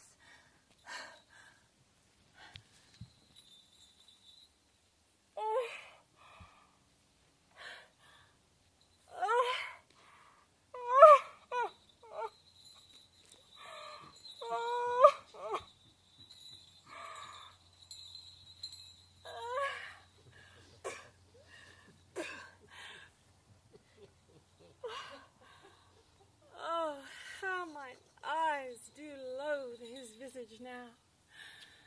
Oh.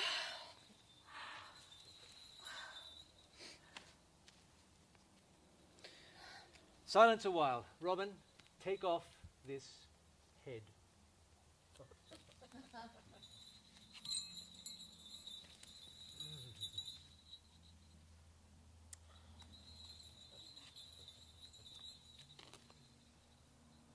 Now, when thou wakest, with thine own fool's eyes, peep.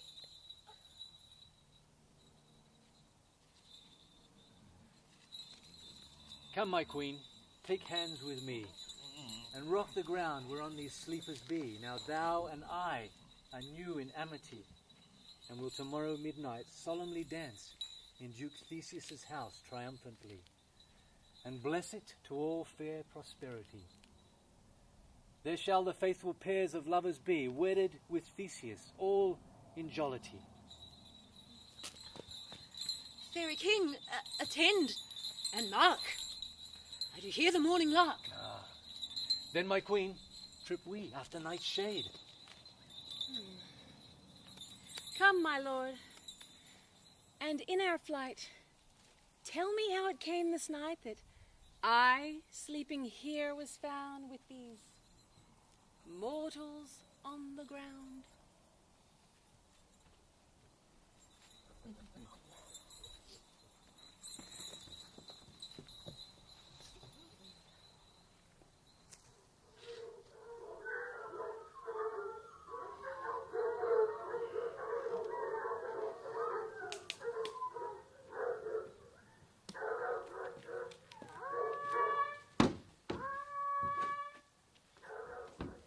Now our observation is performed, and since we have the vanguard of the day, my love shall see the music of my hounds. Let them go. Dispatch, I say. We shall, fair queen, up to the mountain's top, and mark the musical confusion of hounds and echo in conjunction. I was with Hercules and Cadmus once, when in a wood of Crete they bayed the bear with hounds of Sparta. Never, never did I hear such gentle chiding. I never heard so musical a discord, such sweet thunder. My hounds are bred out of the Spartan kind, so fluid, so sanded, heads hung with ears that sweep away the morning dew, slow in pursuit, but matched in mouth-like bells. A cry more tunable was never hollowed to, nor cheered with horn. Ha!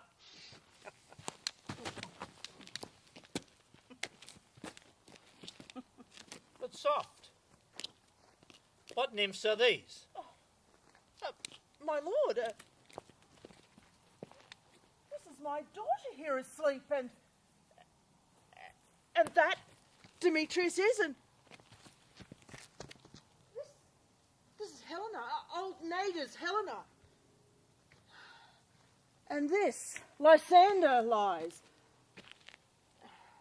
I do wonder at them being here together.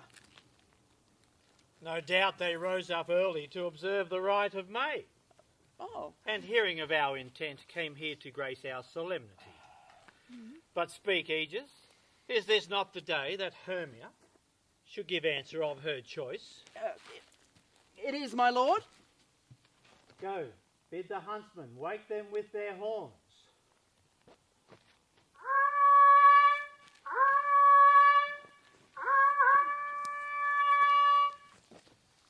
Good morrow, friends.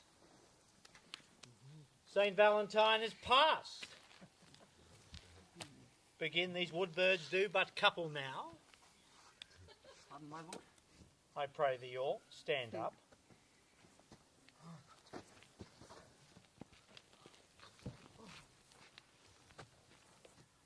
I know you two be rival enemies. How come this gentle concord in the world? To sleep by hate and fear no enmity, where hatred is so far away? I shall reply amazedly, my lord. Half asleep, half waking, but as yet I cannot truly remember how I came to be here. I think I came here with Hermia. Our intent was to be rid of Athens, where we might, without the peril of the Athenian law. Oh, enough! Enough, my lord! I've had enough! The law. I beg the law upon his head. They would have stolen away, Demetrius, they would have. And defeated both you and I. You of your wife, and me of my consent.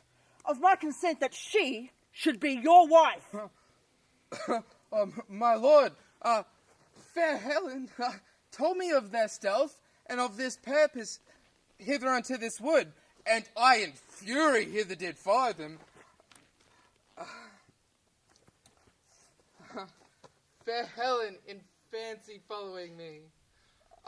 But my lord, I know not by what power, but by some power it is, my love to Hermia melted as melts the snow. Seems to me now as the remembrance of an idle god, which in my childhood I did dote upon, but now all the faith, the virtue, the vision and pleasure of mine eye is only Helena.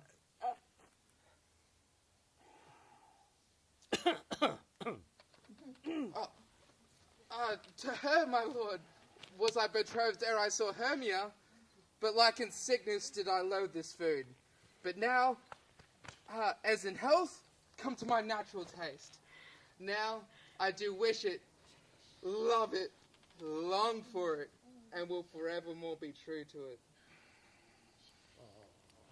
Fair lovers, you are fortunately met, and of this discourse we more will hear anon. Aegis, I shall overbear your will, for in the temple by and by with us these couples shall eternally be knit. Come, Hippolyta, away to Athens, 3 and 3, where we'll hold a feast in great solemnity.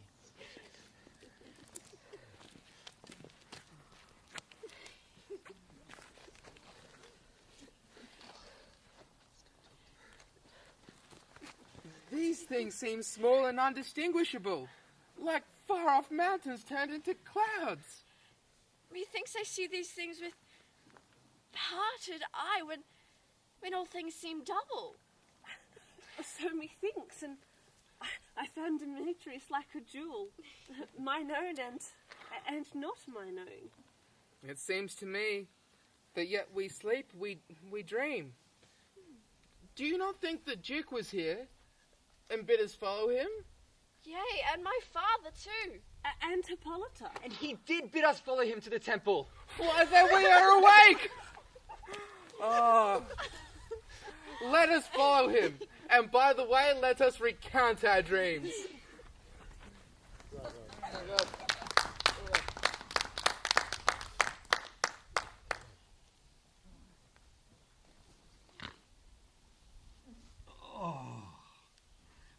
When my cue comes, call me, and I'll answer.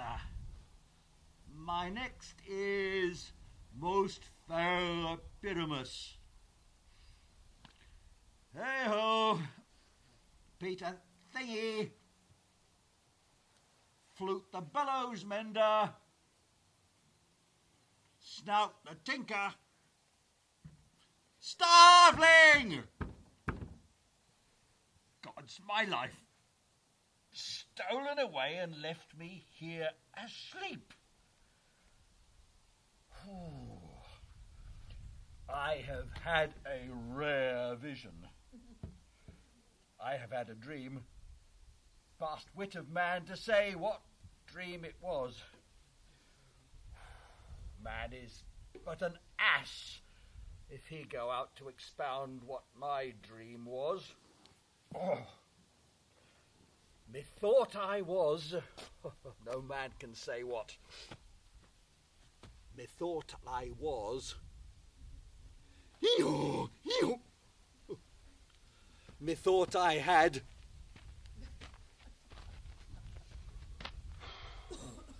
But man is but a patched fool if he will offer to say what methought I had.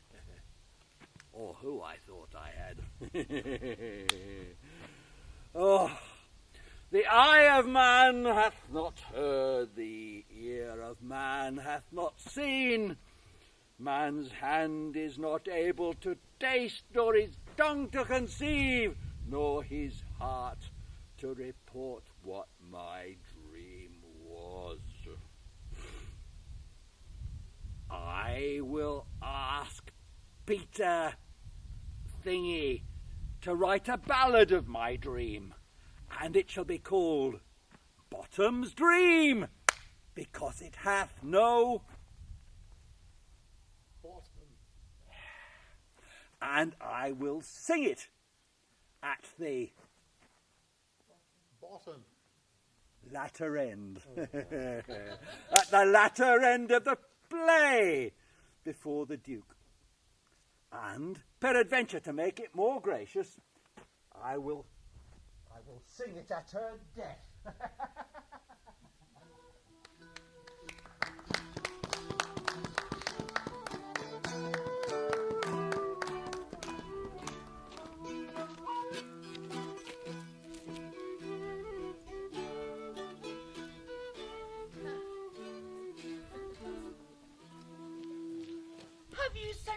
Bottom's house yet? Is he come home yet? He cannot be heard of. Without a doubt, he is transported. Oh. If he come not, then the play's marred. Goes not forward. Doff it?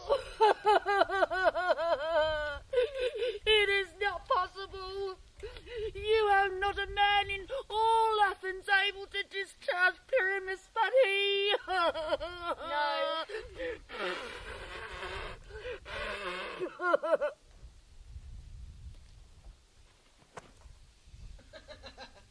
No.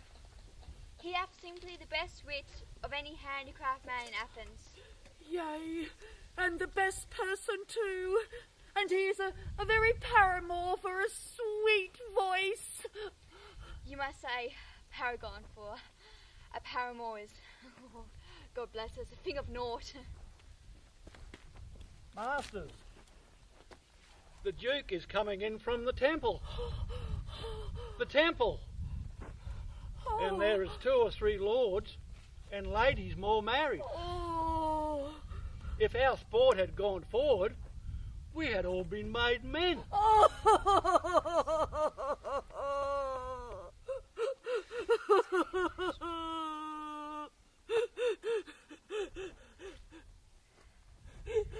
sweet Bully Bottom.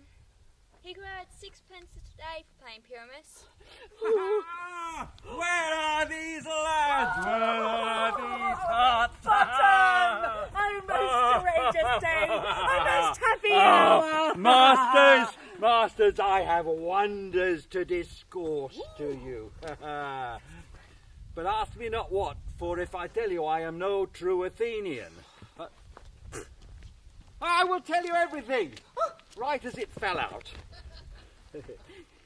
Let us hear, sweet Bottom. I will tell you. The Duke hath died. Now, get your apparel together, for the short and the long is our play is preferred.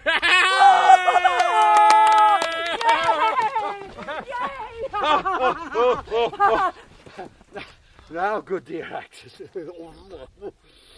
I pray you eat no onions, nor no garlic, for we are to utter sweet breath, and I doubt not but to hear them say it is a sweet comedy. No more words! Hey, go! Away! Away!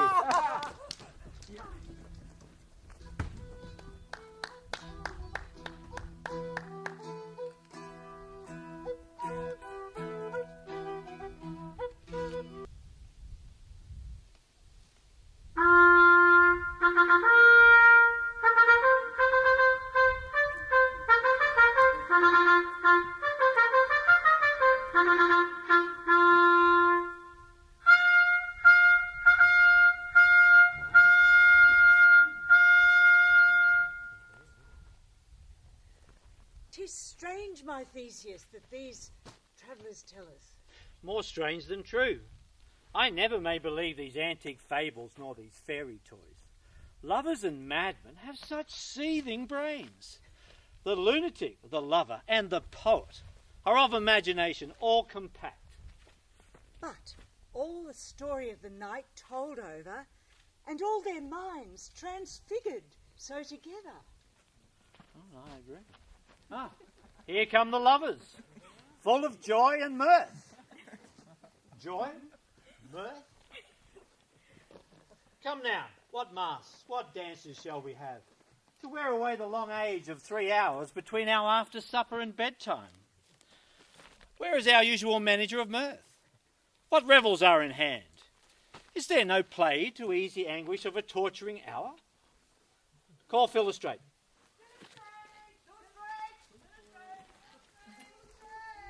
Call Philostrate. Oh, Say, what abridgments have you for this evening? What masks? What music? How shall we beguile the lazy time, if not with some delight? There is a form of which sports are ripe. Make choice of which your highness will see first. Thank you.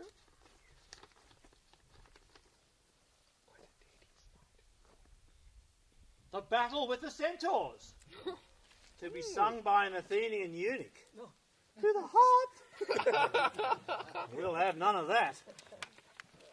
The riot of the tipsy bacchanals, tearing the Thracian singer in their rage. That is an old device. The thrice three muses, mourning for the death of learning. That is some satire, keen and critical, but not in keeping with the nuptial ceremony. A tedious, brief scene of young Pyramus and his love Thisbe. Very tragical mirth. Merry and tragical, tedious and brief. Why, that is hot ice and wondrous strange snow. How shall we find the concord of this discord? A play there is, my lord, some 10 words long, which is as brief a play as I have ever known. But, my lord, by 10 words, it is too long, which makes it tedious. For in all the play there is not one word apt, one player fitted. I saw it rehearsed, and I must confess, it made mine eyes water. What are they that do play? Hard-handed men that work in Athens here, that never laboured in their minds till now. And we will hear it. No, my noble lord, it is not for you. I have heard it through. Unless you want to follow through. Unless, you know, my lord, please. To find sport in their intents. That's right. We will hear that play. Yes, my lord. For never anything can be amiss when simpleness and duty tender it. Go, Philostrate, bring them in. And ladies, take your places. I like not to see wretchedness o'ercharged and duty in his service perishing. Why, gentle sweet, you shall see no such thing. They say he can do nothing in this kind. The kind are we to give them thanks for nothing. Our sport shall be to take what they mistake, and what poor duty cannot do. Noble respect takes it in might, not merit. Where I have come, great clerks have purposed to greet me with premeditated welcomes, for I have seen them shiver and look pale, make periods in the midst of sentences, throttle their practised accents in their fears, and in conclusion have dumbly broken off, not paying me a welcome. Trust me, sweet, yet in that silence I did pick a welcome, and in the modesty of fearful duty I read as much as from the rattling tongue of saucy and audacious eloquence. Love, therefore, and tongue-tied simplicity, in least speak most, to my capacity. May it please your lord, Yes, the prologue is addressed. let him approach.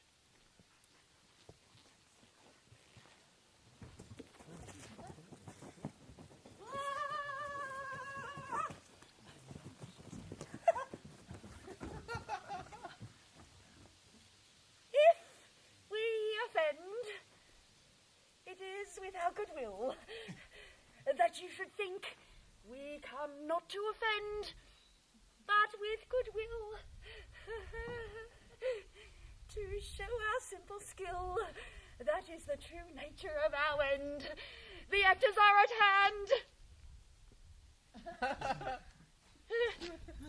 And by their show you shall know all that you are like to know. This man doth not stand upon points. He has read his prologue like a rough colt. He knows not when to stop. Indeed, he hath played on his prologue like a child on a recorder, a sound but not in government. Indeed, his speech was like a tangled chain, nothing impaired, but all disordered. No. Now, who is next? Oh, gentles, perchance you wonder at this show, but wonder on till truth make all things plain. This man is Pyramus, this beauteous lady, Thisbe,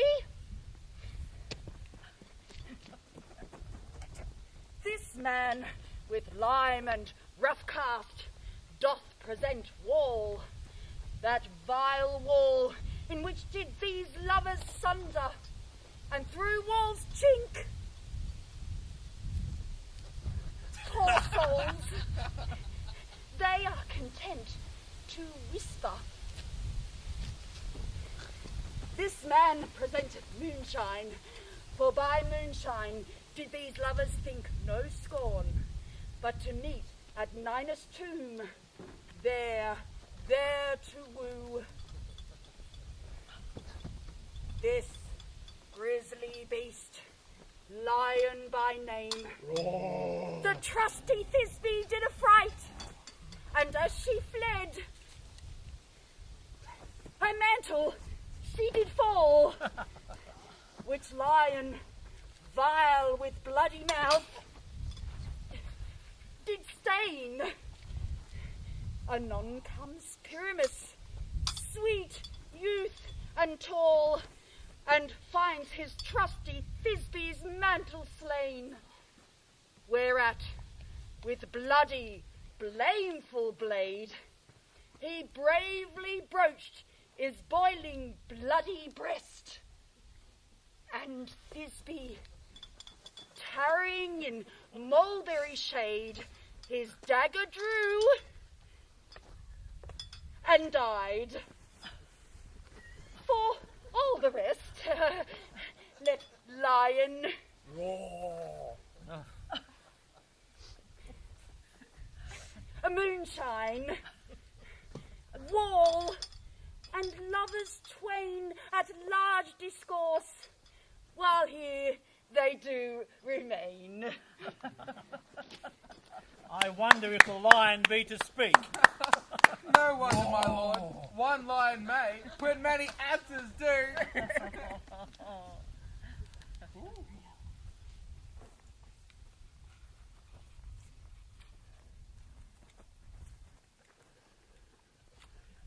In this interlude, it doth befall that I, one Snout by name, present a wall, and such a wall as I would have you think, that has in it a crannied hole, or chink, through which the lovers, Pyramus and Thisbe, do whisper often, very secretly. This lime, this rough cast and stone, doth show that I am such a wall. The truth is so. And this, the cranny is, right and sinister, through which the fearful lovers are to whisper.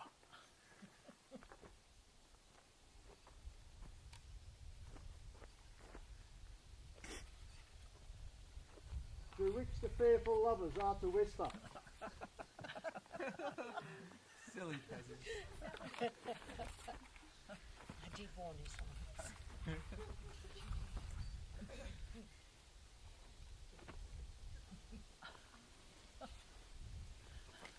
According to this, Pyramus shouldn't draw near the wall. Through which the fearful lovers are to whisper.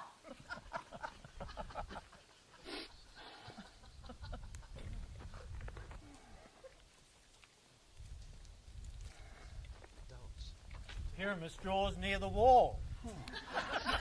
Silence!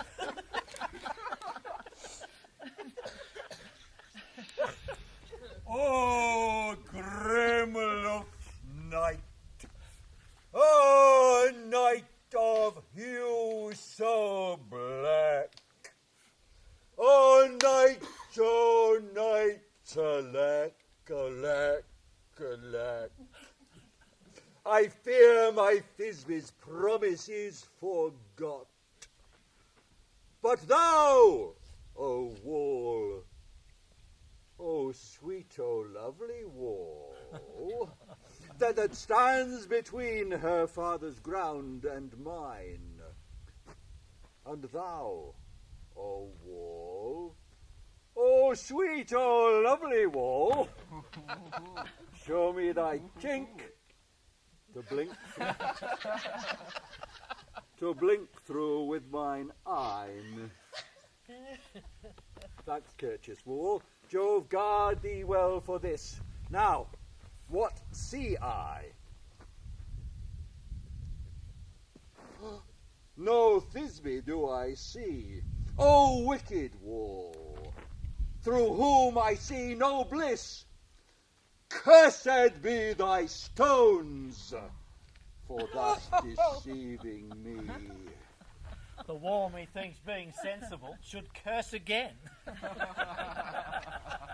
No, in truth, sir, no. Deceiving me is Thisbe's cue. She is to enter now, and I am to spy her through the wall. You shall see it shall all fall pat as I have said. Yonder she comes.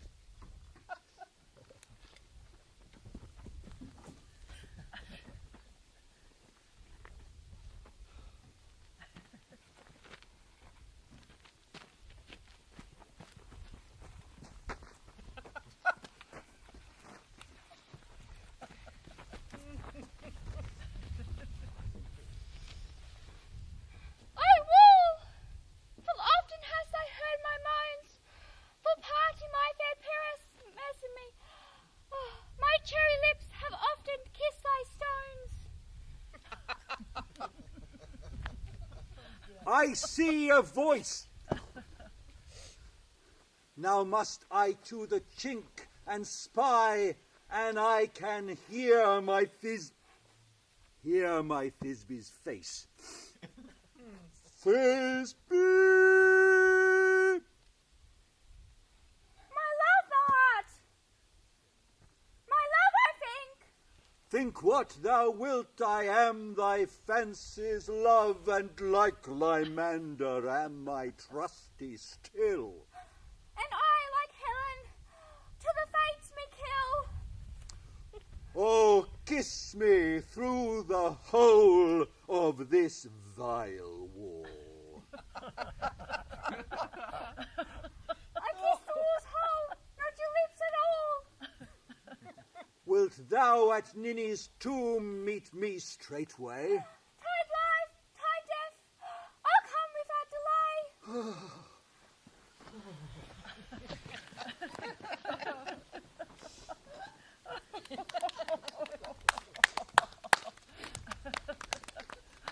Thus have I, wall, my part discharged so, and being done, thus wall away doth go. Is now the mural down between the two neighbours? No remedy, my lord, when walls are so willfully here without warning. This is the silliest stuff that ever I've heard. The best in this kind are but shadows, and the worst are no worst if imagination amend them. It must be your imagination then, and not theirs. Well, if we imagine no worse of them than they themselves, they may pass for excellent men. It's true. Oh, here come two noble beasts, a man and a lion. You ladies, you, whose gentle hearts do fear the smallest monstrous mouse that creeps on floor, may now perchance both quake and tremble here, when lion, rough, with wildest rage doth roar. Then know that I, one snug, the joiner be. A very gentle beast, of good conscience. The very best of the beasts, my lord, that e'er I saw. This lion is very fox for his valour. True, and a goose for his discretion. Not so, my lord, for his valour cannot carry his discretion, and the fox carries the goose. His discretion, methinks, carries not his valour, for the goose carries not the fox.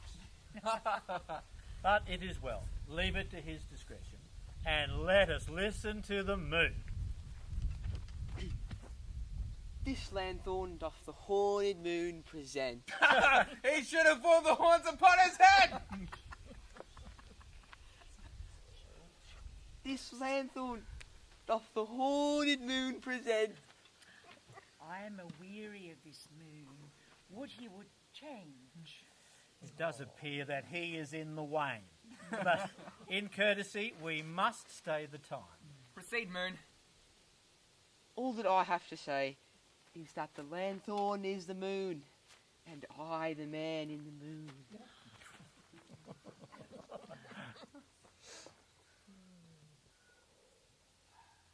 Here comes Thisbe.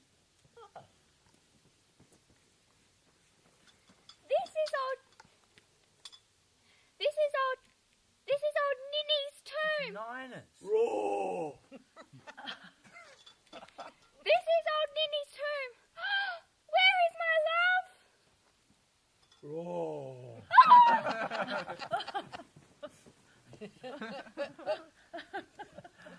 Well roared, lion. Roar! Well moused Thisbe. Well shone moon. Truly, the moon shines with a good grace. And so, the lion vanished. And then came Pyramus. Sweet moon! I thank thee for thy sunny beams. I thank thee, moon, for shining now so bright. For by thy gracious gold and glittering gleams trust I to take of truest Thisbe's sight. But stay, O spite, but mark, poor knight, what dreadful dole is here. Eyes, do you see? How can it be? Oh, dainty duck! Oh, dear! Thy mantle good, all stained with blood. Approach, ye furies fell, ye fates, come, cut thread and thrum, quail, crush, conclude, and quell. Beshrew my heart, but I pity the man. O nature, wherefore didst thou lions frame, since lion vile hath here deflowered my dear? Which is, no, which was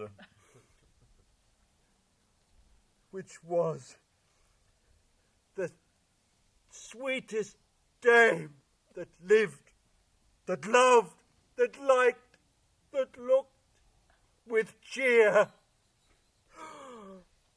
Come, tears, confound, out sword!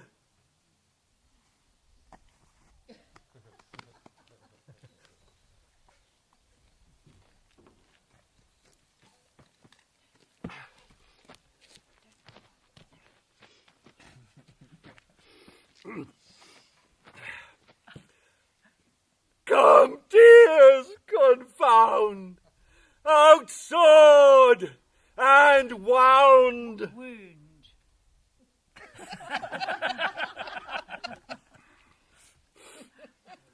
Come, tears, confound, out sword. Oh.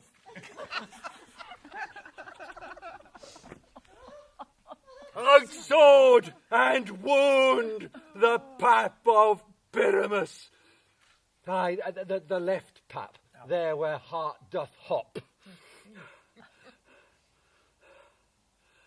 And thus I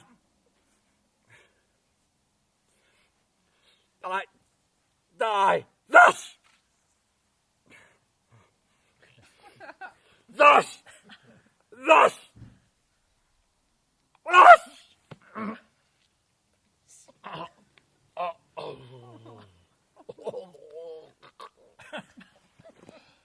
Now am I dead. Now am I fled. My soul is in the sky. Tongue, lose thy light. Moon, take thy flight. And thus die. Die.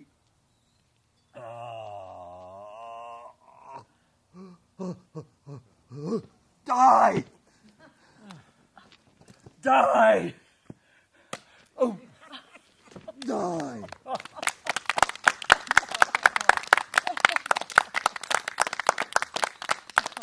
No die for him, but an ace, for he is but one. Let's send an ace, man, for he's dead. He's nothing.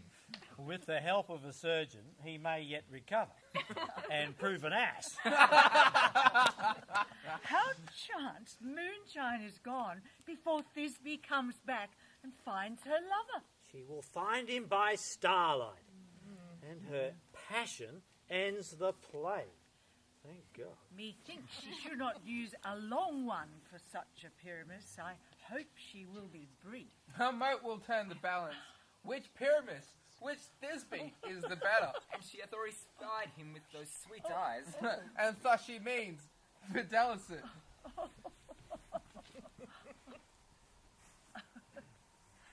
Asleep, my love?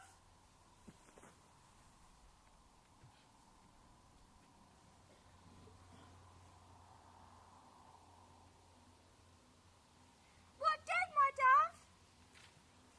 I'm Pyramus, arise! Speak! Speak! Quite dumb! Dead! Dead! A tomb! Must cover thy sweet eyes. These my lips, this cherry nose, these young calcium cheeks are gone, gone. Lovers make moan.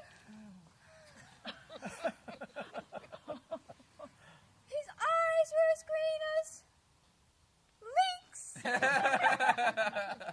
Isis is free. Come, come with me. With hands as pale as milk, lay them in gore. Since you're sure with shears he's afraid of silk. Tongue not a word. Come, trusty sword.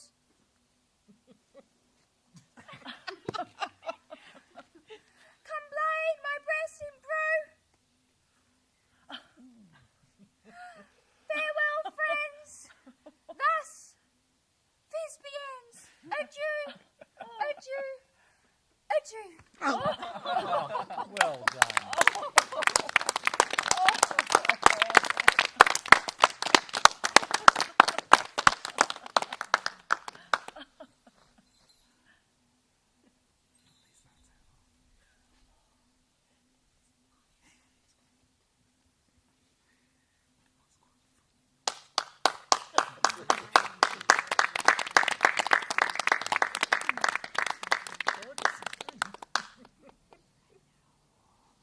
The wall. The wall. Someone was going to say something about the wall. The wall is down. That farted their pathers. Pardon? Aye. But will it please you to see an epilogue, or a Bergamus dance from some of our company? No epilogue, I pray you. Please. For your play needs no excuse. Never excuse, for when the players are all dead, there need none to be blamed. Mind you, marry, that if he that had writ it had played Pyramus and hung himself in Thisbe's garter, would have been a fine tragedy. And so it is, truly. And very notably discharged.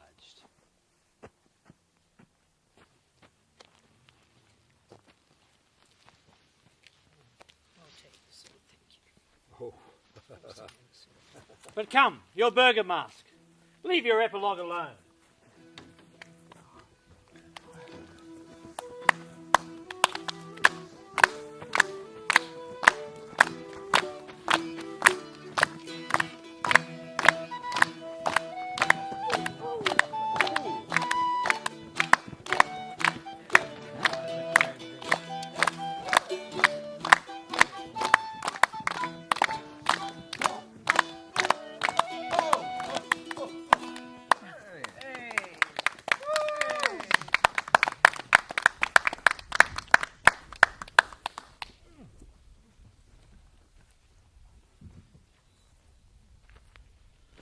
The iron tongue of midnight hath struck 12. Lovers to bed. 'Tis almost fairy time. I fear we shall outsleep this coming morn, as much as we this night have overwatched. This palpable, gross play has well beguiled the heavy gait of night. Sweet friends, to bed.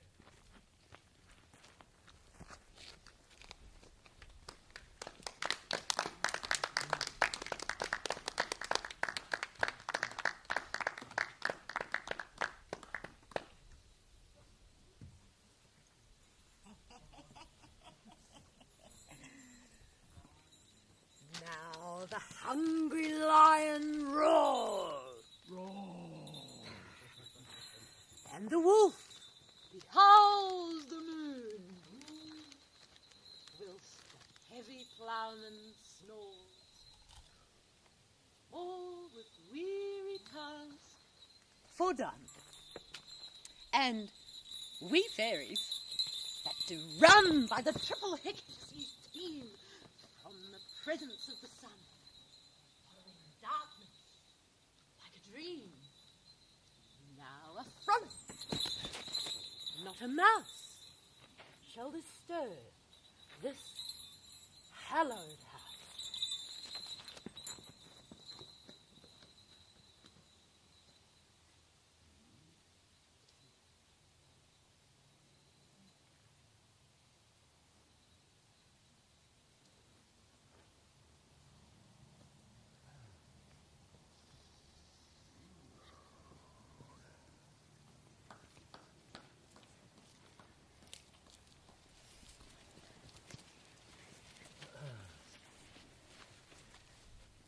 Through the house give gathering light by the dead and drowsy fire.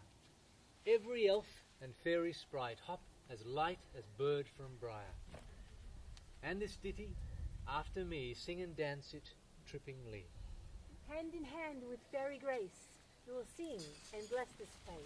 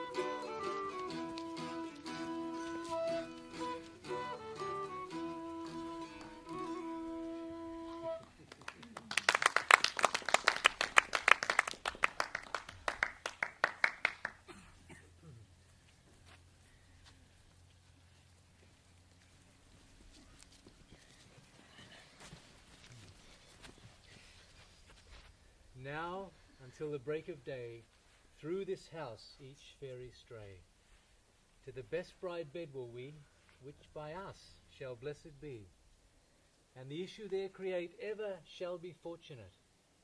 So shall all the couples three, ever true in loving be. And the blots of nature's hand shall not in their issue stand. Every fairy, each chamber bless, through this palace with sweet peace, and the owner of it blessed ever shall in safety rest.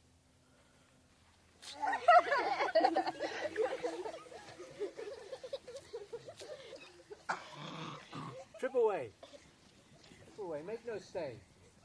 Meet me all by break of day.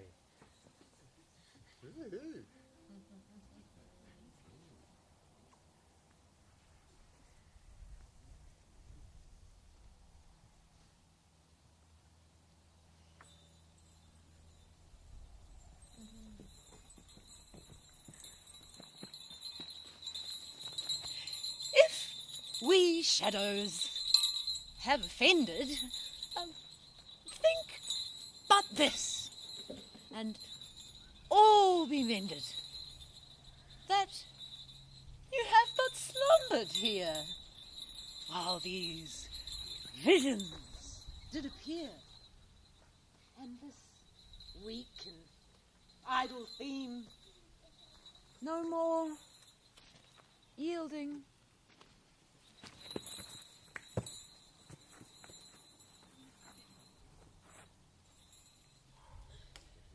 But a dream. Gentles, do not reprehend. If you pardon, we will mend. And, as I am an honest puck, if we have unearned luck, now, to scape the serpent's tongue, we will make amends. Ere long, else the puck a liar call. And so good night unto you all. Give me your hands, if we be friends, and Robin shall restore amends.